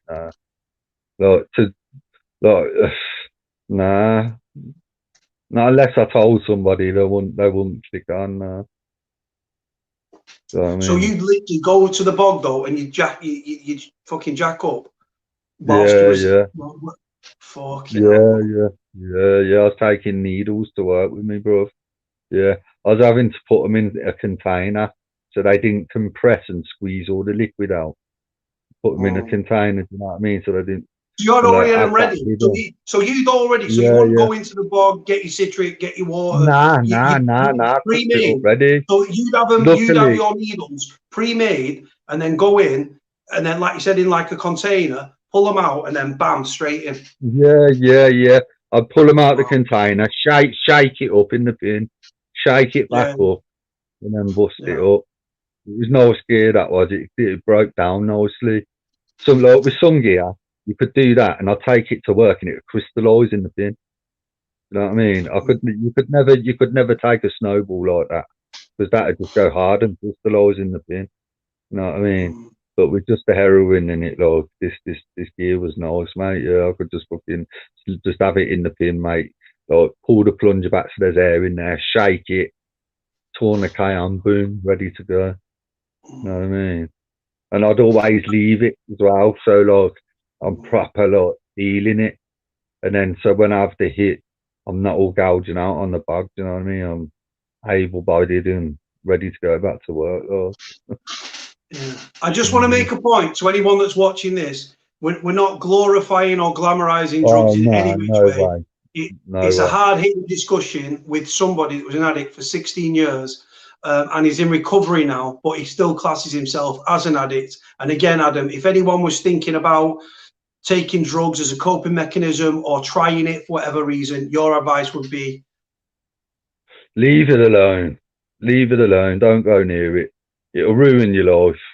Every facet of your life will be ruined, and very, very quickly as well. The demise is so fast that you won't even know it's happening. You know what I mean? It's a heavy thing to get into. Like, you know, you see the scars I got on my face. I'm fucking, you know what I mean? The rats that you have to deal with. You know, no fucking love lost in that world, mate. No honour amongst thieves, amongst smackheads, bro. You know, no honour amongst thieves there. But yeah, on my YouTube channel, Cody, Marshall Schmurder, aka Scarface. Could you unblock me, please, so I can comment on your channel? I didn't know, bro. I've not blocked you. So if you've been blocked, why have you been blocked? Because I've not blocked you. Mate, do you know what it was? Like, fucking, it's ages ago I started watching your channel. And fucking, and I'd only just watched a documentary about you. And I was asking a certain few questions that I shouldn't have been, I think. So you was like, get rid of this dickhead. Do you know what I mean? Because I was asking you certain things that obviously you don't want to talk about. So I'm cool to talk about anything now. If it's now, bro, I'll be honest with you. Back then, basically, I kept asking you about Dom, didn't I? Right. What it was, the only right. Yeah. No, I can understand where you come from, bro. I understand where you're coming from with that. I'll explain to you now. All it is, brother, is whenever someone mentions Dominic, it's just a snowball of fucking. It's either some dickhead going on about his convictions, right, which was nothing to do with me. And before I was even born, it was a massive thing, to be fair, wasn't it? You know what I mean? It was a big 100%, brother. But the thing is, I've had these, bro. I've done videos talking about Dominic. Yeah, I went on a podcast and I addressed Dominic on the podcast. I've done videos about Dominic. And then when people make reference to it, you're in contact. Then there's another question from that, and then another one. And before you know it, the one thing I'll tell you straight, there are people that come on it. A lot of people comment, bro, and ask questions, right? And that's the aim of the game. The idea is, I love people asking questions. There's two types of people that ask questions: people that are genuinely interested, and there's people that sit there and they'll ask a question. They'll have a screen record on, right? So they'll have a screen record thing on the phone. And they'll be recording or waiting to record. They'll pop a question, and if you start to address it or put it on the screen and then answer it, they start recording, record what you say, and then they stop it, and then they'll take a snippet of it, and then they'll send it to the person and try and stir shit. But I edit it, kind of thing. But I edit to like do some editing. Yeah. Oh yeah. So this is the thing. I can't believe people do that. Yeah, you've got to be careful, brother. But I tell you what, mate, the easiest way. That's jealous people. That is, bro. Right. Well, the best way for you to get unblocked, right? For me to unblock you, right, is when you go on YouTube, right? When you go on your YouTube thing there in the top corner, over there, right? Oh yeah. Press that. That will come up with like your channel. It'll come up with a list saying your channel. Press your channel, and then what it'll do, it'll bring you up like that. Okay. And in that top corner, right, there's 3 dots here. Hold on, let me get it on the screen. There is. Yeah. Fucking, when people text you when I'm on the screen and a fucking message comes up, right? So you click them 3 dots and it'll say share, and then copy and paste it and send it to me, and then I can literally click on your thing. Hold on, I can probably do it. Tell me, I can do it without it, right? Tell me the name of your channel. Marshall Schmurder. Yeah, I've already done it. Yeah. Scarface. Yeah. Marshall. Hold on. Just let me say as well quickly on that Sean Atwood thing. I know a lady that was working close to him. You know what I mean? And I ain't gonna say her name, obviously, but worked close to him on the admin side of things. Yeah. You know what I mean? Yeah. She saw. Yeah, it says there. It actually says there. It says there. And then with, and then with Darren G saying that on your channel. Thank you. Yeah. Like I said, brother, again, with that Darren G said it on your channel, didn't he, about him? He's all fucking, you know what I mean? All Darren I can say with that thing is Darren said what I didn't know what Darren was going to say. Darren's his own. No, I know, but down in the background, he was like a bit shocked that he fucking bombed it. I was like, oh, but the thing is, bro, you know what the thing is? The thing is, bro, he's his own man. He says what he wants to say. And then he said to me, he said, sorry, Cody, I shouldn't be doing this on your live. But I said, brother, you say what you want to say. Now, I don't know enough about that situation between the hashtag that's going round around Sean. I don't know enough about it to comment. If someone said to me, as a person, how do you find Sean? I like him. As a person, because I've been around him on 2 occasions, right? No, that's a lie. I've been around him on 3 occasions. I introduced him to Darren.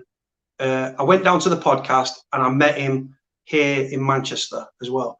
So as a person, I like Sean a lot. I'm not two-faced, but I like Sean a lot as a person. The hashtag and things like that, I don't know enough about to make a judgment. If I was given cold hard facts and I looked into it, then I would draw my own conclusion. I'm not going to dislike him because other people like him or dislike him. I'm my own person. Man, I don't. But to make an informed, you've got an opinion. You've got an opinion because you have read X, Y, and Z, and you get a feeling for the person of what you've read, and you've drawn your conclusion. That's your conclusion. Me, because I've not known enough about it, I can't draw the conclusion, brother. That's all it is. Yeah, no. That's it. That's as simple as that. But I'll tell you straight. With what I was told, and then seeing them fucking them photos of Callie in his fucking house with her cunt out and that. You know what I mean? Like that he can't not dispute that, man. It's in his flat and she's got her fucking monkey out. You know what I mean? She's got her fucking twat out on TV, on fucking camera and that. But, yeah. But like I said, I don't know if Sean, I think Sean might not live there anymore. When I met Sean, I've been to Sean's house, right? When I went down to Surrey, to Guildford in Surrey, to meet him, to be on the podcast, I got the train down from Manor, got the underground, then I got a fucking overground. It was a nightmare. I was traveling for about 4 or 5 hours. It was a con. And I got to, he just gave me this, rather than pick him up at the station, he just gave me the low. It was about 15-minute walk, 10-minute walk. So I just walked it, bro. I was having a nosy at the town and 2 piss heads. I nearly filled a piss head in that was giving me shit. No, I'm not a bully, bro, but I would have been well within my rights to fucking spark him out, but I'm not a bully. I've got to the gaff. I've gone into the gaff. He was sharing with another guy, Mike, who's in his book, Raving Times, or whatever it's called. I met them 2, wasn't there long, went for food. From food, gone back to the house, jumped in a motor, and then we've gone to the studio. As a person, he's a very polite, chilled out guy to be around. A lot was made when I was on his podcast that he didn't look at me. We didn't make eye contact. He was talking to me rather than he was talking to the camera. Yeah. Bit weird, isn't it? Everybody's different. You need eye contact. Everyone's different, but you do need eye contact, though, especially with a one-on-one like that. But the thing is, all I can say is I like Darren a lot, and as a person, having been around Sean on, like I said, 3 occasions, he's always been perfect. If someone's perfectly polite to you and you don't know anything else, right, you like them because they're like, oh yeah, you're a nice guy. But all it is I can't comment on things I don't know fuck all about. And that's not a cop-out. If someone said to me, Cody, have a read of this, look at this, look at that, and someone gave me evidence and proof of a situation. Now, apparently, there's evidence. Other people say there's not. Other people say, yeah, there is. Again, it's a split. You've got a group for and a group against. I don't know enough about it to comment on it. But if somebody sent me cold hard facts, then I would do it. Yeah, I've gone out on a People limb are thinking I'm sitting here. People thinking I'm sitting here getting fucking splinters in my ass because I'm sitting on the fence. I'm not sitting on the fence. I don't know enough about it to comment. That's all I can say. Right. But as a podcaster, he's exceptional. Go on. Yeah, it's freedom of speech anyway. I think I've gone out on a bit of a limb with what I fucking rapped on that, but fucking, I ain't taking it back now. The thing is, as well, people. I'm not saying this about you, but there are people out there that use, not you. I'm not saying this about you, but I'm saying generally. There's people out there that because Darren is so noteworthy. Now, I've had Darren on my channel and stuff like that. I set up an interview. There's videos of Darren on my channel, right, where I set up a news interview. I was filming it. I set it up. I could have done it myself, but I got Darren on it. It was the first time I'd actually met him. This was a few years ago. And I filmed the interview. I filmed it. I put it up on my channel. And then I filmed the full news piece. I put it on the channel. I've been around Darren. And then when we did the live, I linked with Darren. And then Darren said that we're going to do the live. I said, yeah, yeah. So I'm sat there and I'm like, yeah, yeah. And then he's looking at me. I sort of nodded when you watch it back. And then walks behind me and he comes up and goes, yes, Cody. L5, bro. And I was just like, yes, brother. But there are people out there on YouTube that put Darren's name, or they put Sean's name, or they put like James English's name, or some people that have got a big following. And the idea is that by putting their name or their tags for their name, it will grow their channel and help them grow and stuff like that. Some people do that, some people don't.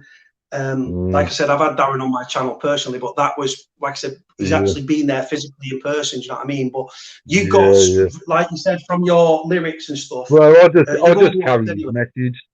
I carry his message. Choose a life, not a knife. Do you know what I mean? It's an important message, man. And I carry that through into my music. Though I think, he's inspirational. And what the fuck, man? There's someone else on the phone now. Yeah, but inspiration he is, mate. 100%, brother. That's his channel, guys. This is Marshall Schmurder, aka Scarface. That's his channel. Make sure you like, comment. Do you know what I'll do, brother? I will.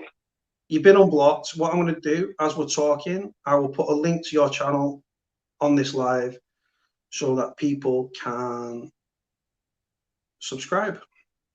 I do it as a mental health thing, man. Rapping helps me, mate. You know what I mean? It's just. Does it help you, brother? It does, yeah. Because they're mostly freestyles, Cody. I don't write it. I just do it. I've actually pinned a link to your channel there, brother. So people can go and check that out, guys. Like, comment, and subscribe. If you get any of my little dickheads on there, brother, just fucking whop them off. Oh, I've had them, mate, already. Yeah. Little I've had them since my first subscriber. Since my first subscriber, I've had them. I've had fucking trolls since my first subscriber. You know what, your own trolls, yeah? Yeah, well, there's one or two of them. Yeah, they don't bother me though. Do you know what though, brother? Do you know what, brother? You tell me one YouTuber, one rap artist, one fucking anyone that's doing makeup tutorials, podcasts, crime stuff, music. You tell me one person that hasn't got a troll, a dislike, or hate. All of us have, bro. Because these trolls, you sit there, bro. The people that troll you don't just troll you; they troll other people, bro. Yeah, they don't sit there and think, "Oh yes, I'm gonna give him." What they do, bro? They set up numerous accounts. They go after different people. They get blocked. They set up other accounts. They go again. These people, brother. I would love it with YouTube if you could only set up an account if you had photographic ID, like passport and stuff like that. It came up in your name. Or if you started abusing somebody, right? then YouTube somehow put your fucking details, like your picture of your house or your address, like your driving license out there. Because I tell you what, bro, them trolls would run for the fucking hills, bro. Little shitbags. They would, the real Danny G, mate, he was fucking talking about it. He's from Brum, like Smethwick way. The real Danny G does workout videos. Good bloke, like. I don't know if you know of him or not. But he said that you should have, he should have some YouTube. He said YouTube should have some sort of algorithm. You know what I mean? Yeah. That finds these trolls and fucking reprimands them. I don't know, whatever. Fucking not reprimand, but you know, give them a warning and that. I just think that people if fragile, and one comment could push someone over to a fucking overdose, isn't it? You know what I mean? Bullies, bro. But do you know what the thing is? Like, bro, these little muppets, bro, could drive someone to the grave, bro. Not me. Yeah. But no, not you, bro. But no, not me either. But like I just said, the wrong comment, mate, can push someone to an overdose. Do you know what I mean? Yeah. People don't know, do they? Who you're talking to, or what background they've come from, what state of mind they're in at the time. You know what I mean? Yeah. Ruins lives.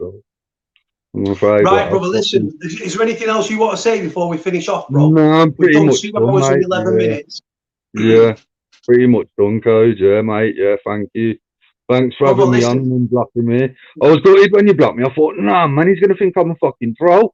I was like, the last thing I want. You know what I mean? No. All it was is normally it's a slippery slope. You get people, right? The other night, and I'll address this. Triple P or Poetry. That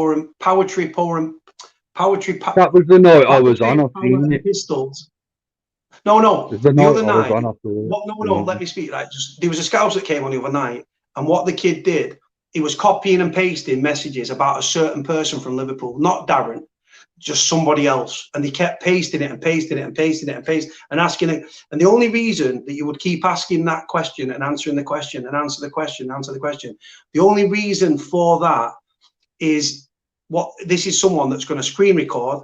The scout that was on Sicarius, he's reformed now, but he's a serious guy. All he wants to do, some little shit stirrer, thinks, oh, we'll draw him on this question, and then I'll ask the question, the person will screen record, and then they send it to that person saying, off a fake account, look what this guy was saying about you. And it's a shit stirring tactic, and it's a fucking twat tactic. And the only people that keep asking the same question is because they want to stir shit. Yeah. So anyway, that was that. Triple P's cool. He's back in the chat. But it was the way that he was asking it's a typical tactic of somebody that's trying to stir a little bit of shit. So sounds like it. But I'll finish up. Go on. Yeah, we'll wrap it up then if you want now. But I just saw something on the comments on me big telly, and it said, can't beat the weed 420. Can't beat the weed 420, get him on here. He's a good lad. Don't know what it is, bro. Yeah, he's got his own channel and that, like he's just growing out now. I think he's just nearly at 1,000 subs. Can't beat the weed 420. I'm sure you'll be in touch with you soon, mate. I've said about it and that, and I think you two will have a cracking conversation together, mate. Do you know what, bro? I'm fucking honest to God, yeah. As we're on here, there is literally, bro, I've got 408 messages. I can imagine you got 20-odd thousand subscribers, mate. I should imagine the fucking amount of emails you get and fucking messages and whatever. Honestly, I'm just knocking these off of it. I don't want to show that first bit of that fucking number. No, I won't do it because some little dickhead will text me. I wouldn't. Literally there, as I speak to you, I've got 444 messages to read. 444. Well, good luck with that, kid. Good luck with that, kid. You know. No, honestly. I can't even, because you need someone on admin for you, mate. Yeah, look, you can't even see, but 444 messages. Yeah, should say. I've had a lot of messages come through on your little group there tonight. To be fair, in this 2 hours, there's been a fair few of them. Yeah, look, boys, bro. Honestly, I wake up. Yeah, there's still messages that I haven't got back to from 2-3 days ago. Right, it's just constantly, bro. Text message, phone call, WhatsApp, video call, private numbers, fucking whistleblowers, fucking journalists. text messages, phone calls, voice notes, texts, fucking voicemails, bro. It's constantly, and people then get the arc and start going, oh, Cody, bro, yeah, I got voicemail, bro, I text you, blah, blah. And all I can do is, to anyone that's watching that I haven't got back to, I genuinely apologize. I'm not a rude individual. I'm not a rude person. You tell me YouTubers, and I'm not a big YouTuber, I'm a baby YouTuber, but you tell me YouTubers that have got fucking 10,000 plus subscribers that are so interactive with it. My channel's not my channel. My channel's for Adam wants to come on, he wants to tell his story, other people want to come on. So my channel's interactive, and I let people, you could have come on, Adam, and said, I want to talk about this, I want to talk about that. And I would have let you spoke, bro. I would have, because it's not about me. It's your chance for you guys to say what you want to say. You've let me speak all night, to be fair, bro. Thank you. No. Yeah, you've let me have my peace and that, Lord. Yeah, definitely. Yeah, I love the channel, even before tonight, I didn't say to you, Adam, do you want to jump on or anything? I literally put you in the group chat because I'm not throwing people into it, because I don't know. There's a lot of people that message me that could be trolls and stuff, and then it opens up other people's numbers. So I trust people. So PD Bullies, Julie, Clint, Sean, you, Jody, Jordan, there's two, Louise, there's fucking Jono. There's so many people that are in this little private group, and the reason is because someone might hit us up. There might be someone with an addiction, brother, and you, Clint, Jono, people like that can talk to this person, like educate them or try to give them some sort of emotional support. If I can stop someone picking up that needle, bro, I'll be there. You know what I mean, I'll be on the other end of the phone. I'll be on the under. Just fucking send them to me, mate. If they're in a bad way and that, send them to me, bro. I can talk to them. You know what I mean? You need help in them situations. But yeah, nice speaking to you, Cody, mate. Brother, like I said, you're still in the group chat, brother. Your channel's been pinned there. You have been unblocked. Like I said, I apologise for blocking you, but I sort of thought, I must have thought that it was going down the fucking trolling route. Yeah. Obviously, yeah. Nah. It's all good then. Right, love you, Cody, mate. I'll see you. Right, brother, respect, brother. What's your missus called? Christine. Christine, all the best, sweetheart. Them little flowery dresses you used to wear obviously did the job, and you guys are loved up and stuff. Good luck with the pregnancy. Hope you have a safe arrival. I like the name Tallulah. Go on. Tallulah, that's a nice name. Thank you, Cody. See you, mate. Respect for coming on. Love you, man. Take care, brother. Yeah, respect. Thank you. Take care, brother. Speak to you later. Right, guys. Another video down. Another 2 hours, 20 minutes. What a guy. What a guy. I just want to make the point again, when we're talking about addiction, and he's like, and Adam was making reference to, it made you feel like this, or it made you feel like, he's not glamorizing it. It's hard-hitting subject. It's a topic that needs to be addressed. Education, deterrent is a must. There's massive drug problems here in the UK, Scotland, Ireland, Wales, obviously England, and worldwide, to be honest. And we don't want anybody. A lot of people are going through some shit. We're all going through shit. Mental health going down the Swanee, and people might use substances as a coping mechanism. We're not about that. We are about deterring people. We're about, so that's why when someone's talking about addiction and they're like, it made me feel like this, or it made me feel good, or whatever, I always get the point across, just to make a point. If anyone's thinking about doing this, what would you advise them? Don't do it. It'll fuck your life. Look down the line. Learn from my mistakes, that sort of stuff. So yeah, again, it's a deterrent and everything else. I'm actually, because I like Adam's piece a lot, so what I'm going to do, I'm actually, Brian McCarran there, Scotland via, I think he lives in, not Ashford, Canterbury or something like that. He's not been on for a while. I'm going to finish this live and then I'm going to restart it, because what I want to do is I want this piece to be a piece that's in its own right. So I'm going to be a pain in the ass. I'm going to jump off, but I'm going to jump straight back on. So stay with me, guys, as I watch for the next live. It's coming in about a